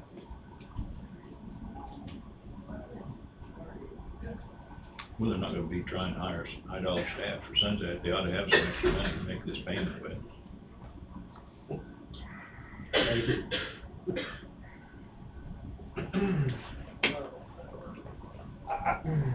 I can't say any more than I already have, so. I know. You can throw her back up the flagpole again. Well, and with Dawn's pass not being present, I don't like, so to speak, kick the can down the highway, but I would like to have a full staff here. This is on paper what you decided back in May. It May. just took a little time. May, Because June. I wasn't here, so it also has to be vetted and approved by the hospital board. So it's in line with what your motion was from May. That's correct, and rethinking that, I'll make the motion to, like we did.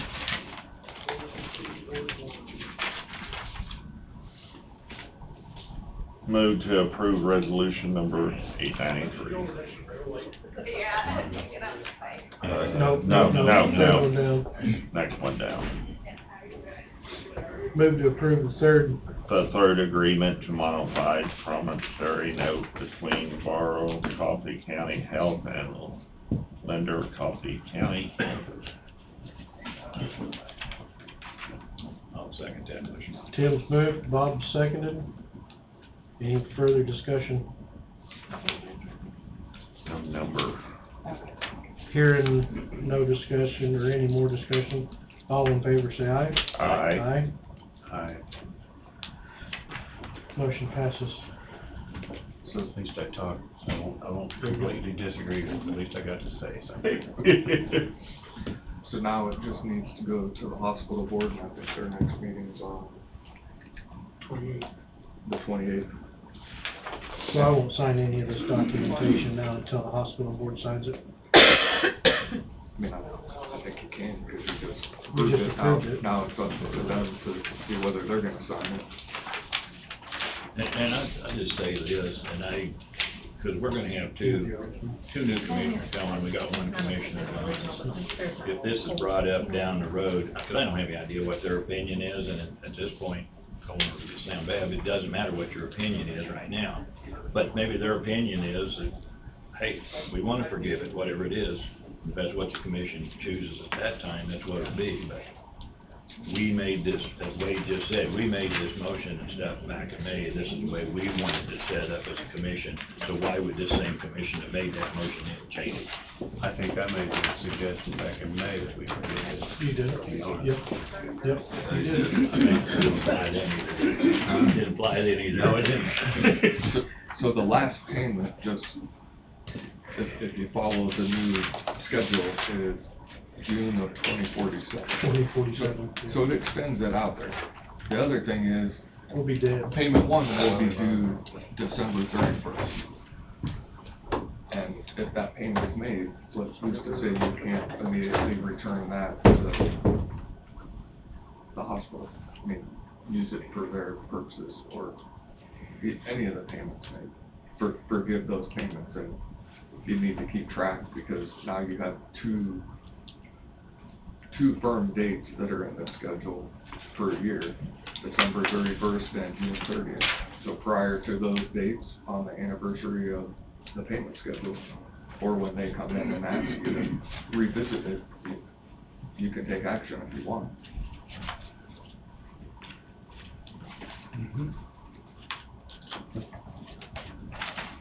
And this is, that would be with the new, kind of a new commission, is it? Yep, very good.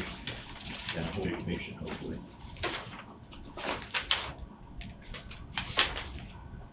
Okay, we're still waiting on the Board of Cam, we're still waiting on the election stuff.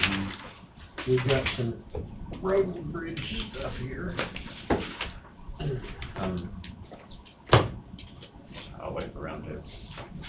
Or do we want to address that email that we got about the sick leave thing, to clarify? Oh, well, we probably better have Angie in here for that, haven't we? I'll run down another one since I'm going to change it. Okay.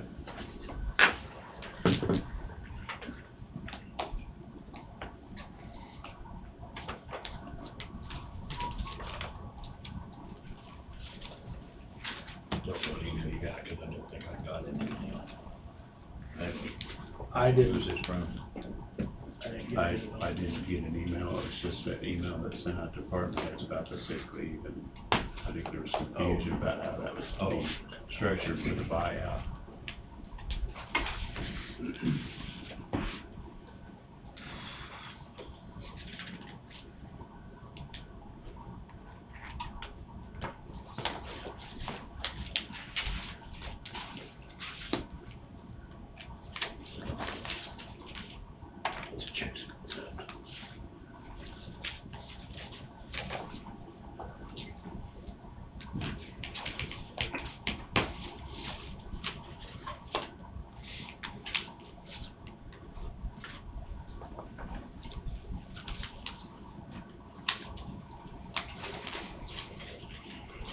I see we got a couple more applications for the planning and zoning. Mm-hmm. Is there only one opening, is that correct? Yes, there was one opening only. And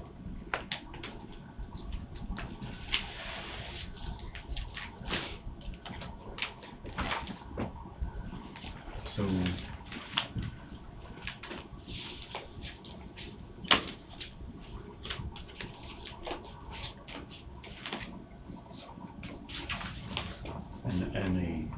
and the person that resigned basically was from District Number 1, correct? Yes, So it'd be kind of cool if we could replace it with somebody from District District 1. 1.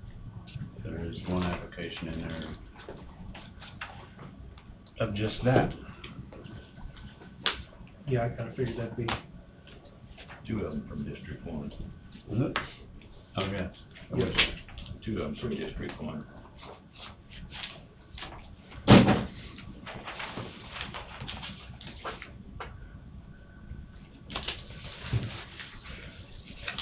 The other didn't state that. Not sure where they live, I guess. What's, Tom, read the address. The other one says I'm in District 1. oh,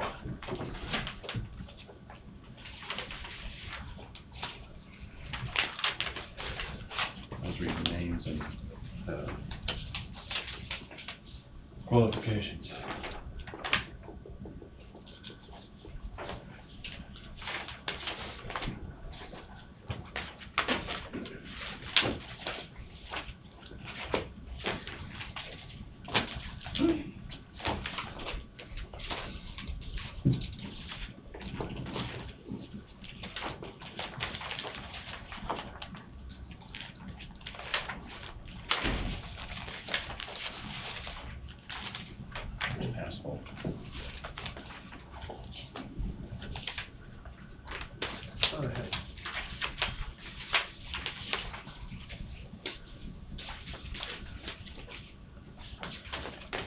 two of them on my desk, but I guess I'm gonna Do what?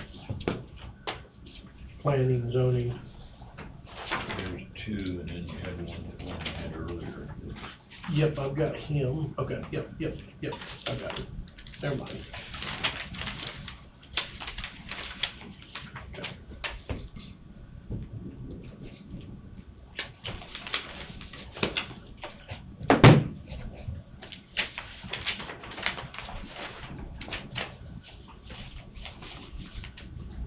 Never noticed that name.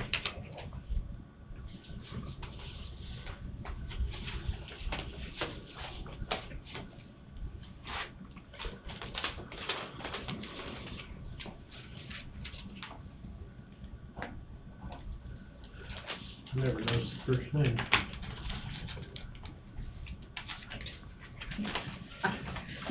That's kind of different as a first name. Yeah.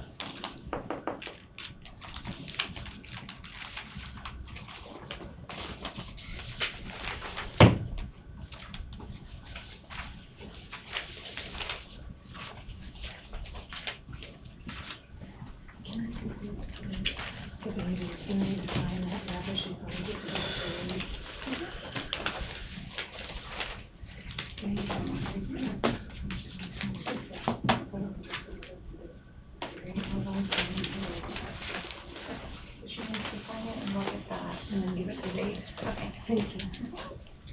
What about, emergency preparedness? How the hell is her name? Can't remember. Amber is gonna run some stuff past us, or wanted to run some stuff past us. I wonder if she's available. Amber? For the sirens or for something? I think it was for the siren. No, she was, I spoke to her via email next week. Next week, okay. She'd be ready with that. Okay, good. I just knew that Wolf Creek was coming down the line. She brought some concerns about parking once everything's situated with her vehicles. You know, once we switch things around, and at that time I'd asked her where she was at the siren. She said she's about ready to present something, but it wouldn't be until next week. Okay. The 28th, so. Bobby Don's always wanted to know about that. Oh, Don, yeah, I don't know if Bobby's still here. he's gonna have an answer for us. Yeah, and we're supposed to have something from Housing Authority too. Mm-hmm. We get anything from the Housing Authority as far as the triplex and new one? I haven't done it. You want Bobby to They go? wanted to. Might see if Bobby's available. It's about the fall festival, if he's got everything. Here's one that's from down there. So he's got the cops of it. Okay. What he calls it. I think last I knew, we was about 12,000 Yeah, shy, he I was, but think. he said he had some other stuff to figure out, so he was getting back with us, and that was one of Don's, always one of Don's concerns. Yeah. And I think it can be something very good if it gets advertised. Yeah. It's gotta be advertised. Well, and, yeah, you had other things going on in the town too, same weekend. We did that in a pretty hurry-up fashion. That was pretty short It was pretty notice. hurry-up. I think the circus and everything went over very well, I think. I do too.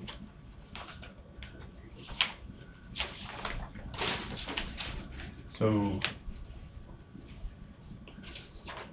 on the, zoning and planning,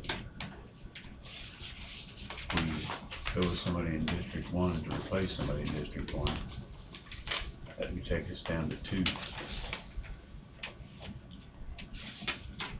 What is it? Yeah, there's 3 applications, 2 of them are from District 1. Correct. One is from Bob's district, whatever that one is, I'm sorry. The only thing I would say about it is that one of these people is already on the fire board. I think the point of boards is to spread stuff out throughout the county as far as we can, get as many people involved as we can. To me, I'd never approved of duplicating, putting the same person on 2 different boards. So I think the point is to get the county people involved. But I really think that one has quite a resume.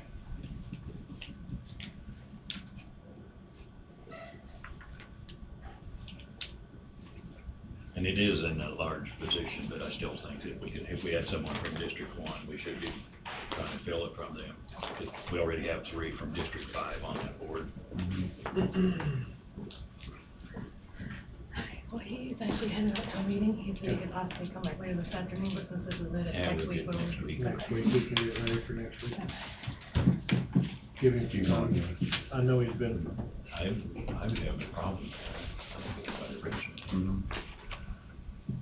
That would be my thing, a suggestion.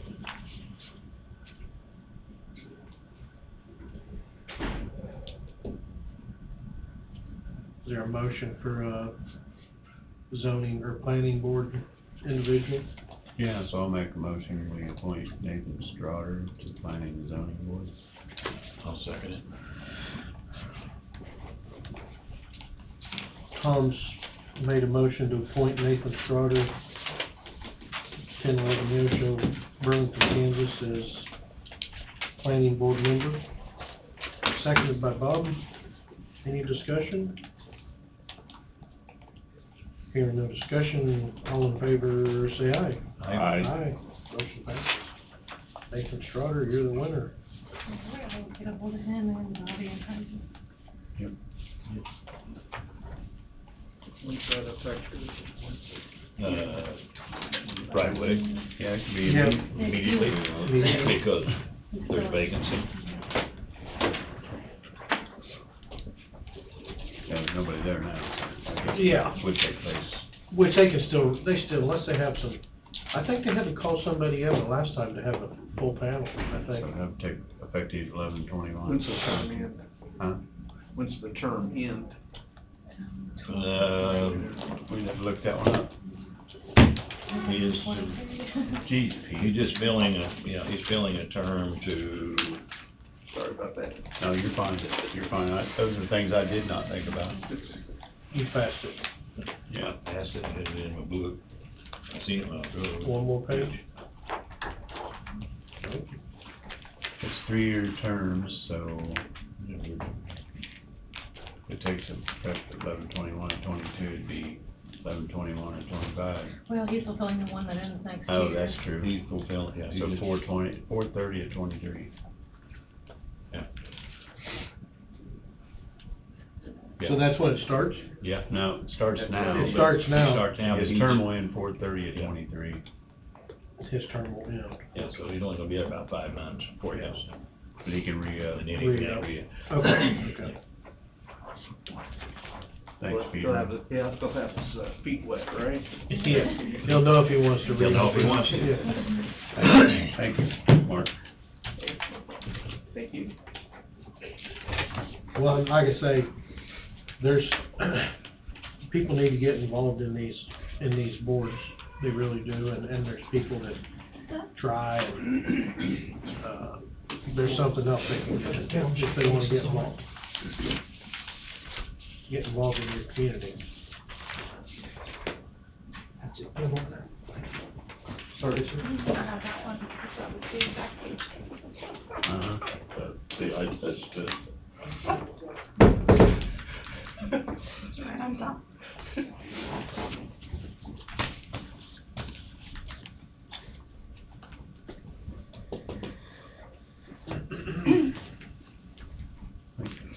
Did Wade had something for Roundtable?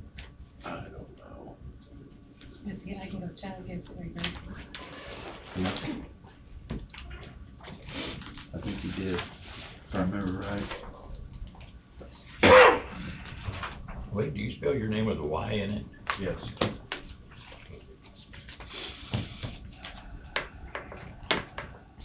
I asked my mother why she spells it that way. I said, you knew I was gonna have to spell my last name to everybody. Why did I need to spell my first name too?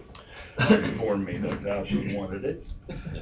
Live with it. That was the end of that explanation, but not sure, but I think I'm the only one in the world with those two spellings that I've been able to One of a find. kind. Yeah, that's for sure. Good or bad. He's trailing you. We're killing time waiting for, election results, I guess, so thought we'd just do Roundtable or whatever we gotta do. Okay.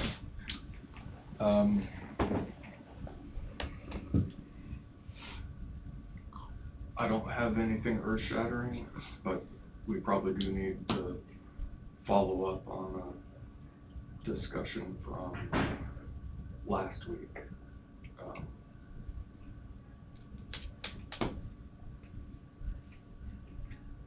I had a long weekend. Yep. Well, You've been a week ago. I know. So,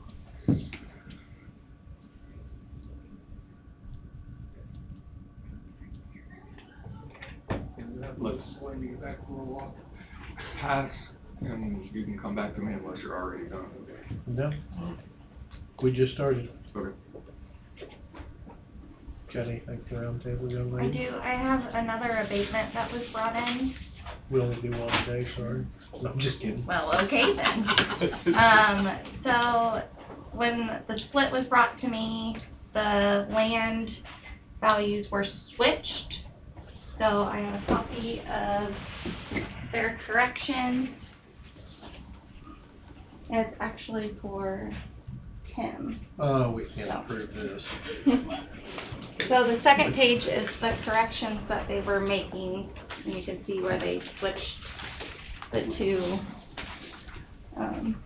This was what was entered in, but it really should have been switched with those two. Okay. So they are abating Jesse, I'm gonna recuse myself. 6636, and then, doing an add on to the other, but you guys don't have to approve the add. Okay.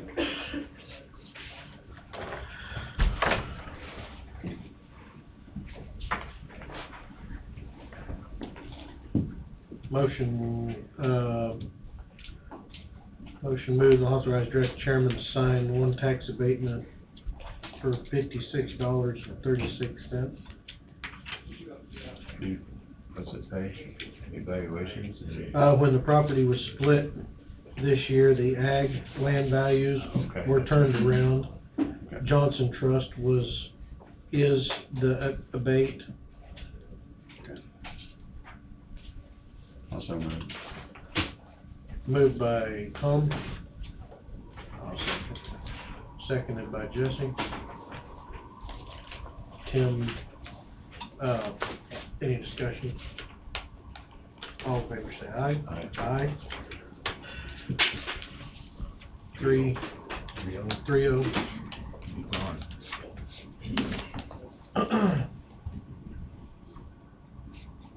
Thank you. That was muddy. Everything here is. All right, Tim, you're back. He might have really left. Just say that. Yeah, he walks that way. He might have just said, I'm leaving for the day. We're real close. You're real close? Yeah. Okay, so are we. Round table?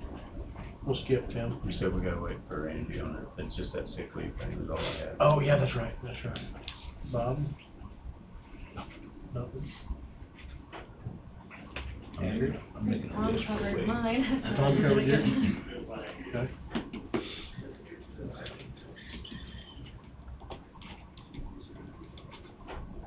The only thing I have is with my business, I find a real hard time to make the Wednesday zoning planning meeting.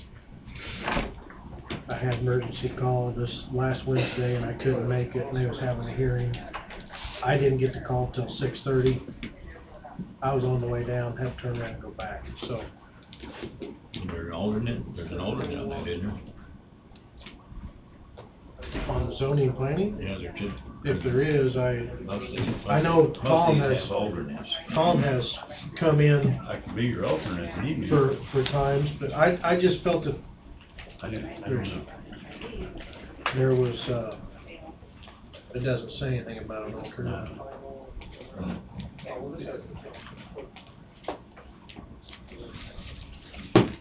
If anybody's looking for something to do, if there's a Wednesday that, it's hard for me to make them. I never know where I'm gonna be, and it's always last minute for me, not knowing where I'm gonna be. There's only 2 more left this year, right? Yes, one. if they have a hearing. If they don't have any hearing, then they don't It's not a don't big meet. deal. You guys will go take a look at who's on what. Yeah. After the first year. Yeah. Okay. You can just stick it. I can stick it out. I can try. And then I would naturally call Tom because he's in Burlington, Yeah. so, And I don't have a problem with that. and I know where you was at. It's when the phone call come in, when I had to leave, so I wasn't gonna bug you. So, that's all I have for Roundtable. It was a smooth meeting, I would say. It was a smooth meeting. Yep, that they almost had an issue not having enough people present to be able to actually have a hearing. Right. But someone showed up at the 12th hour, for the 12th minute, whichever way you want to put it. They have to have a quorum or 2/3 or what to be able to have a hearing. Yeah, they had a number of people who weren't there. They had to call someone in who wasn't feeling well. They showed up and they were able to conduct business. They had a hearing. You'll see the results of that hearing within the next several weeks. And then the other hearing, the applicant withdrew, so. It what? The applicant withdrew from whatever it was they had requested. Was that the Leroy hearing? No. I think that's right.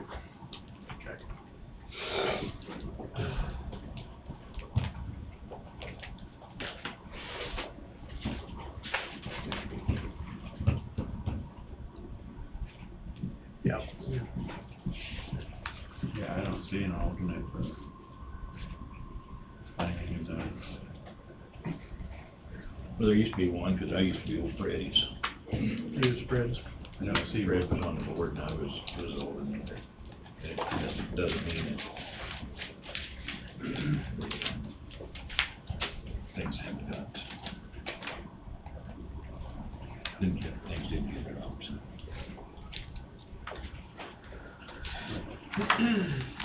Waiting on the printer. Well, Tim says right there, got Tim's name in it. Wait, really? Right there under Tim, number 3. Oh, I got it is. Yeah, it is. I'm not reading what yarn today.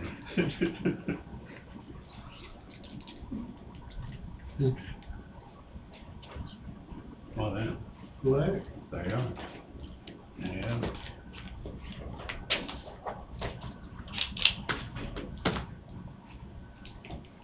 But I called Tim at 6:30 and 6 o'clock, and Tim's not gonna make it. You can call me. That's the worst thing. Yeah. You can call me. I know he goes to work at 3 o'clock in the morning. They won't have one this Wednesday, though, eh? It was last Wednesday. It's the third Wednesday then? We know it's next month. Yeah, they won't have it until next month if they don't have a case, and then won't have it. Third Wednesday of each month.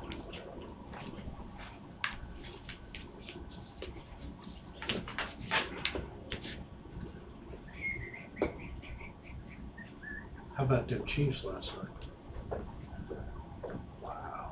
I get watch highlights.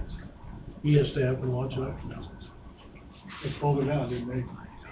it's way past my bedtime. 60 seconds. Yes. It was definitely 25-yard line, march down the field, I score. saw it on the It's couch easy. watching. That kid's great. It's easy. I still had car lag. Yeah, we drove home from Colorado yesterday and I was tired. Did K-State win? What was Mississippi? Oh, boy, Big. the drive, KU? 10 hours. They did not. not fun. Texas was just too much. And a lot of snow in the northeast. Mm-hmm. 70 inches. Oh my gosh. Global warming. Global warming. Not near the Great Lakes.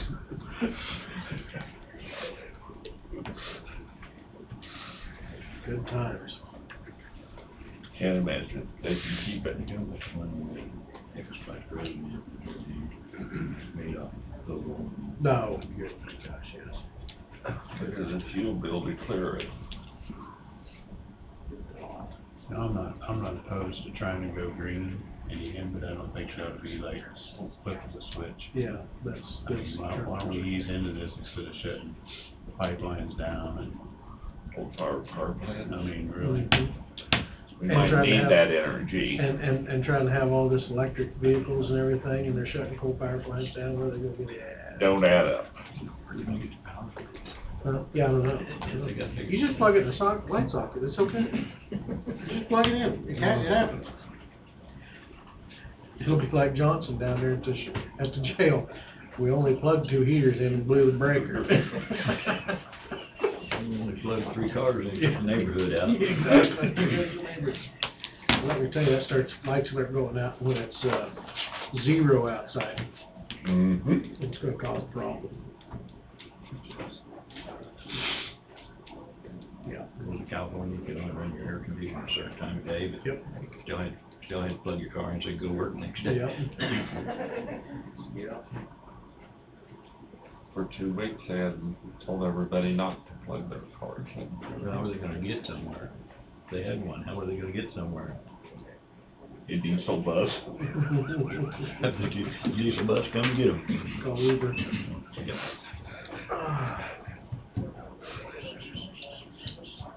Well, for YouTube land, we're waiting on the election results. Finish canvassing. How long are you wanting an extra session? We don't gotta do it right as soon as they're done with it. No. We can do an executive They session. can wait on that. I guess, Oh, I don't, Probably be better to wait for them. okay. you don't want to keep waiting on Wade. They write the song right now, probably. So I think everybody knows a new judge was appointed. Oh, really? He didn't know. I knew it was gonna be, but I didn't know, that was what, Tuesday? It was Tuesday. I didn't know who was appointed. Kara Reynolds. Tara? Kara. Kara, We'll really? be getting a new, The bus barn. we'll be getting a new, transportation director now. Really? Yes. And maybe, well, that's important, but more importantly for me, Tuesday court is gonna be moved to Wednesday, starting in January. So everything that happened on Tuesday will now be Wednesday. No, that's fine. Is that good or bad? Matters not? It is. We'll see. If to be determined. Are you ready now? Yeah, I figured the report, the final report, you guys can sign them later like you've done in the past. So I can have this ready for next week and you don't even have to be in session or as a board of canvassers. So if that works, that way you don't have to wait because the report's gonna take a while. So now we'll move to reconvene as Board of Canvassers Yeah. at 11:39 a.m. I'll make the motion. Second. Moved and seconded, all in favor say aye. Aye. Motion passes. Move to clarify the results of canvass board, is that right? Do we gotta do that now? Do it. Move to clarify the results? Certified, no, not yet. Certified, Not yet. sorry. We have, Do that after. after counting the provisionals, we did not break our ties for the township clerk races in Hampton and Ottumwa townships. I've got the names of the 2 candidates in Hampton, which is an actual job. So let's do that one first. Put 3 of them like we always do. It's Henry Hall and Cale Johnson are the people that were written in 2 votes each. If it's all right with you, we'll shake and bake and have you draw one of those out. And The unfortunate soul is Cale Johnson. okay, I don't think he's gonna serve, so we'll probably be back to have you appoint him or someone else. But he has to take it. But it is He has to Cale. take It is him. And then Ottumwa, sorry, I'm making a mess on your desk. Same thing, we got Leslie Mahoney and somebody else, Sean Downey and Roger Ludlam, 3 times each of there. We'll pick one of them, they have no job to do, so it won't matter much, but we have to do it. Sean Downing. All right, I think he's already, maybe the other 2 officers. Next contestant on the Thank first you. round. So I think that resolves everything that we have resolved. And then here's some additional, mail that were hand counted. You can just see it. How many were on this one? I think there's 7, there's 8 ballots that had a hand count. And Okay. you can look those over and review and sign. Review sign. Yeah. We'll all be wearing purple, right, or orange if it's. Yeah. No, it'll be me. You just win. But, yeah. I'm not gonna do that.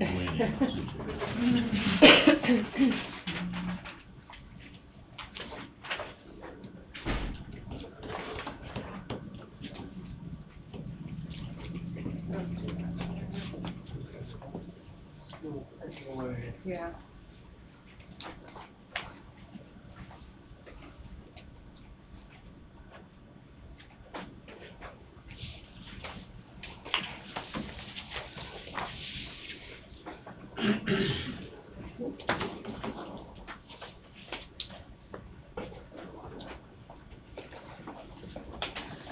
We do that. Sign off on, They're both up, yeah. Or county sheets, I mean, yeah. yeah, that shows that they went through and Okay, counted these the are ones that hand we counted said to. today, provisional, that didn't go through the machine. Can that be manually, so that means that. At 12 counted and 13 hand counted.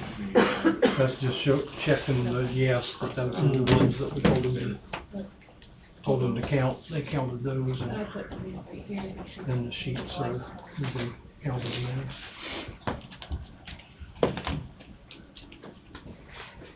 Wade picked up a couple writing bits.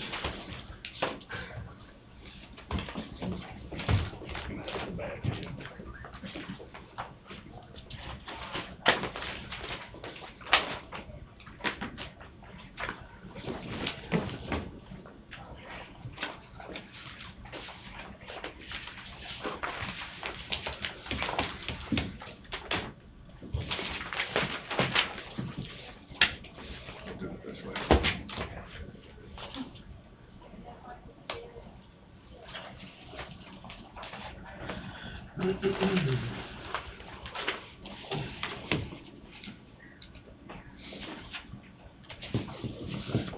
Probably should just reprint that.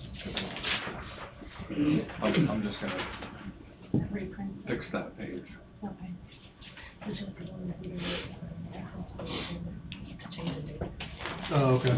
So this was already notarized, although it's not that big a deal. I don't want something that's already been notarized to then be modified, because then the notary has no point. Right, okay. And that will be when? As soon as I walk across the hall. Oh, okay.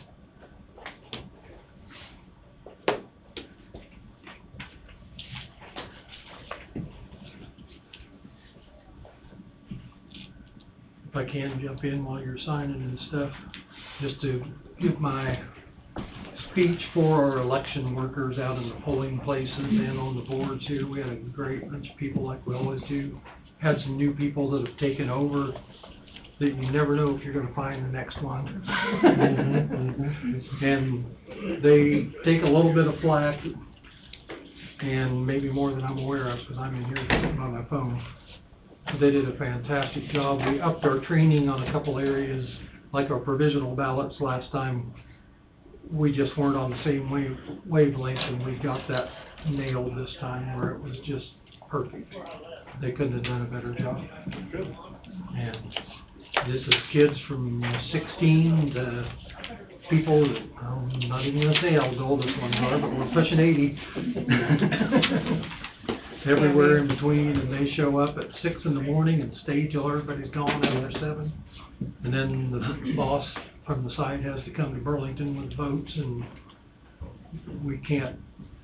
you couldn't pay people to do what they do if they weren't patriots and Volunteers, it takes a lot of volunteers to run an election. Yeah.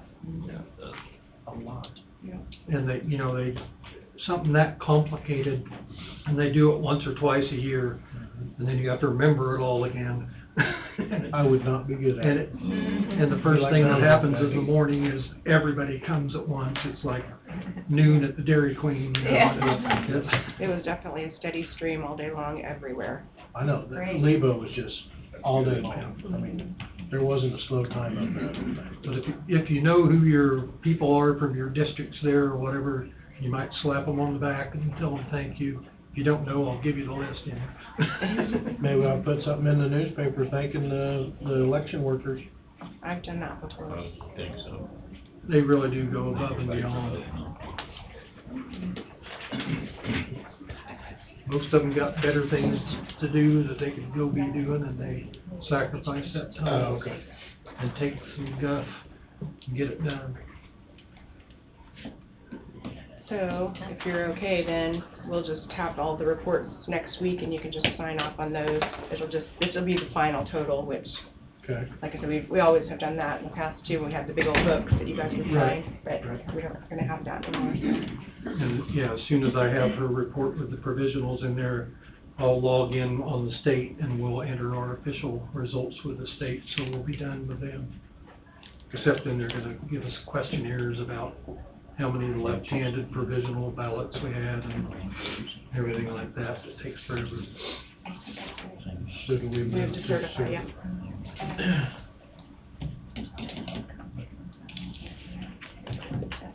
Move to certify the results of the canvas board. Bob's moved, I'll second. Tim second. All in favor, say aye. Aye. Motion passes. So now we adjourn. Move to adjourn the canvas board at 11:48 a.m. and reconvene as the Board of County Commissioners. So moved. Bob moved, I'll second. Tim second. All in favor? Aye. Aye. You voted. Thank you. Okay, thank you. Thank you, Thank you, Lynn. guys. you. Thank you, good. Thank you, ma'am. Need to know the true values. Commission seat right there. These are my districts. Joe, you need your district. No, that won't work. All right. Now we're waiting on Wade. Waiting on me. Any guesses on the executive session? I haven't got any idea. I don't remember what it was. No. How long? Oh, 20. 10. 20. I was going for 20. You doing how long or how long will Wade say? How long? How long it'll be? Wade will say 10. He'll say 10. So it'll be 2 10-minute. Or 120. Or 120. Or 120. 240, or it may be, 220. it may be 20, waiting for Wade to get back. Yeah. Wade, I seen you took your wife on a cruise in the truck here a week or so ago. Yeah, you know, I'm very fortunate, it doesn't take me much to impress her. Really? That's good. Yes, I really am. She likes to go anywhere, as long as we're going, and I long as you're like going. to take her. Makes traveling a little different in the truck when she goes along, but even so. Right. But we don't stay in the truck, so that doesn't. Well, now, come on. You can throw that pillow over the steering wheel, it's okay. That's right. Yeah, we'll manage to have a good time out of whatever we do, that's the main thing. That's all that matters. Yeah. Life's a journey, it's all what you make of it. That is right. Oh, okay. We're both history geeks, so we gotta stop at every roadside marker that we see and read up, enjoy it. Yeah. Probably not very many around here that you haven't stopped at, is there? Then There's you really stop at all not, of them. no. And Angie, from there, if you go there, like 400 pages, like that, I'll go to work. Okay, are they? In case we had them, I think that might be what's on top of The the chart. pink and red, yep. It's 1 page, 2 pages. And then, Oh, okay, here. Okay. Yeah, you went to Colorado? Yeah, up there is, well, it's right west of Ray, it's Eckley is where we went, there's not much of There's not Eckley. much out there. Ray's fair size, 3,000. Yeah. Yeah. Yep. That's a bad place to break down. There's not much there, anywhere around there. In any place, bad place for it. There's not a good place to break down. There's really not. No, not at all.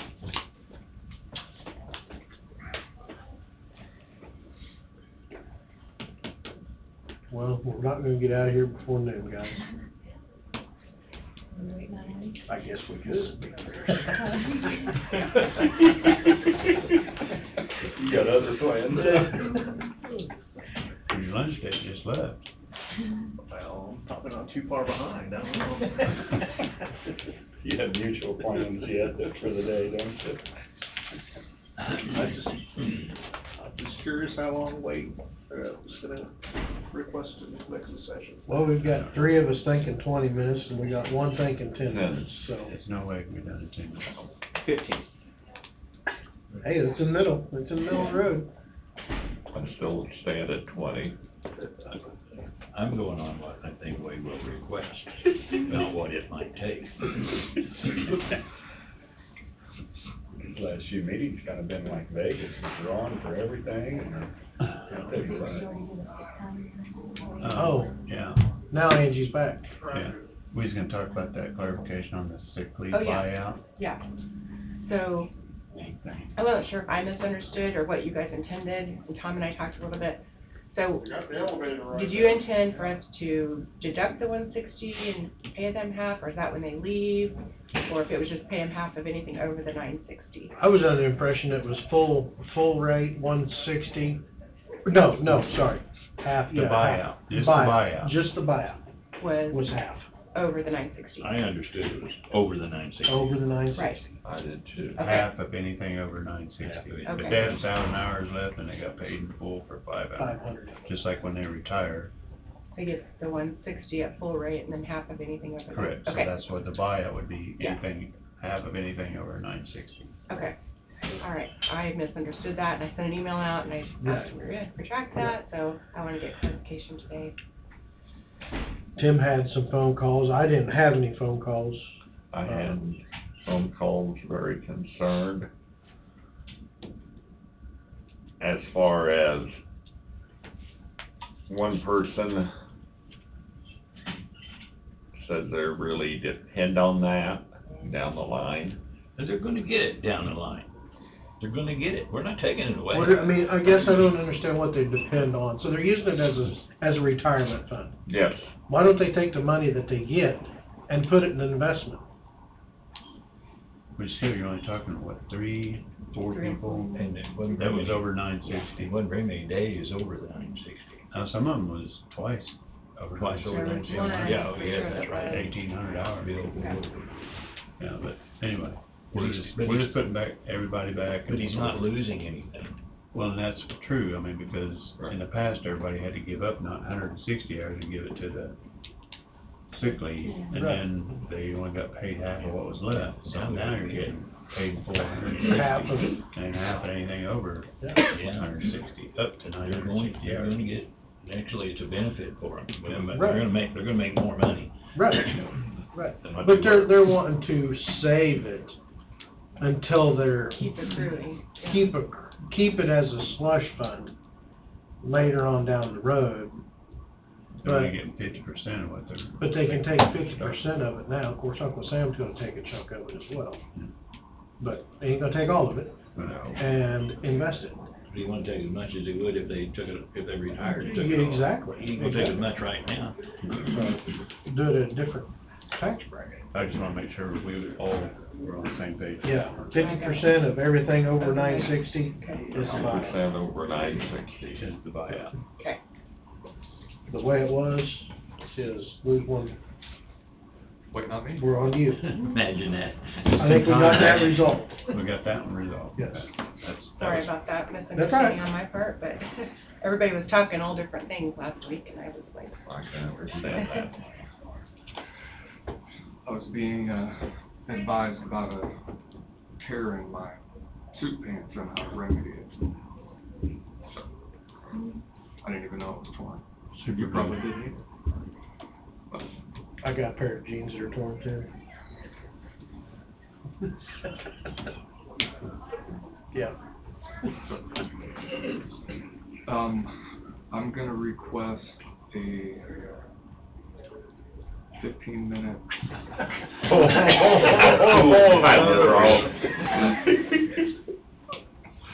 We just take the bets. Yep. Non-elected personnel and myself, the board, and employee performance / review. It's probably the best way to capture it. I'll move. I'll second. Any discussion? Moved and seconded. All in favor? Aye. Aye. Aye. Motion passes. We'll enter for 15 minutes. Well, let's just call it,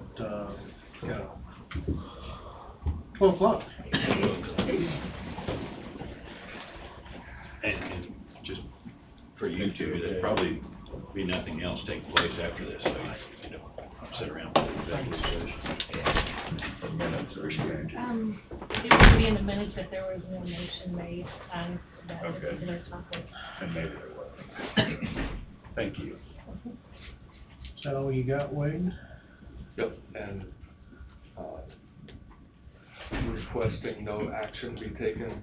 The only other thing that got brought up to me last week, and I know it's been talked about before, is maybe and I probably need to work with Angie on this, and maybe when an intern's here, to get all resolutions on a searchable, site on the county server somehow, and I don't know how that would be done. I know there's all kinds of resolutions, but I've had a number of people reach out to me in my office and ask, is there a way to search for resolutions? They're all in Laserfish with Brad. Well, I mean, online. Oh, okay. That's what I'm saying, so that somebody can just do go online, do a search for a resolution by keyword or something like that. Should be able to be put on our website, I would think. Well, that would be the goal. So if there was a way to, it's a lot of legwork to copy them, probably put them in a format. I don't know what that would be like. I know Bobby had mentioned it at some point, because he searches for resolutions on a regular basis, and he had mentioned having an intern do that, so just throwing it out there. I don't know why you couldn't scan it and put a drop-down box on our county website and have Coffee County resolutions. Just scan them all into that file. Yeah. Would be easy enough to do. Yeah. It'd be easy. So if they're searchable by term, maybe that's, or if each one of them has a title, I don't know how. Well, each one of them's numbered from 1 to 894. Yeah, I'm looking at them right now, they're, I mean, it would be nice to search if they had like a descriptive word. I need that item that you read, Where somebody could find it that way. Yeah, they need to know the resolution numbers. Yeah, basically. You could put them in order, roll them right down from 1 to But if you 800. don't know what the resolution number corresponds to, so for example, the fencing resolution is 362 or something like that. I only know that because I've been on multiple fence fields. So if somebody wanted to look that up, if they don't know what number it is, how do they find it? Yeah, they can. That was 894, I think. Does that make sense? 894. What do you say? So if we could maybe work together and figure out how to make that happen. And Rhonda worked hard on that with the ADA compliance, so things are searchable on the website, so she's probably a good person that. What the easy answer is to have an intern go through, and once everything's uploaded, 1 through however many there are, then to create some sort of title for each one, so that then it's searchable by title. yeah, should be easy enough to do. Well, like here all it is when on our deal is resolution number 892, a resolution demonstrating support of the the application of Coffee County Housing Authority, that top line. And if they can't get it from there, they're not gonna be able to get it anyway. Yeah, keywords. Keyword. So, I mean, if you're looking for a state statute, that's kind of what you do, you find the keywords you're looking for, and Yeah. Look them up, wouldn't it? so that's the only other thing I had that popped in my head. But outside of that, Do you have any other roundtable stuff? You was in and out and around. The only other thing was that we had a training last week with Exact Time, and we're getting things imported in there right now, and so, we should be on schedule to have everybody ready to go by January 1st, hopefully. And I asked the trainer lady if it would be a good idea for us to keep a paper with the time check-in for the first month or two till we make sure everything's working well. Do double work. And she said, yeah, that most people would do that, so. Mhm. So anyway, that's all I have. Do you have anything else pop up? Nope, thankfully, not. Nope. Nobody else, anything else? We'll adjourn at 12:22. have a happy Thanksgiving. Y'all have a good Hey, Thanksgiving. happy Yes, Thanksgiving, happy everybody. Retirement. And this is too early. Early.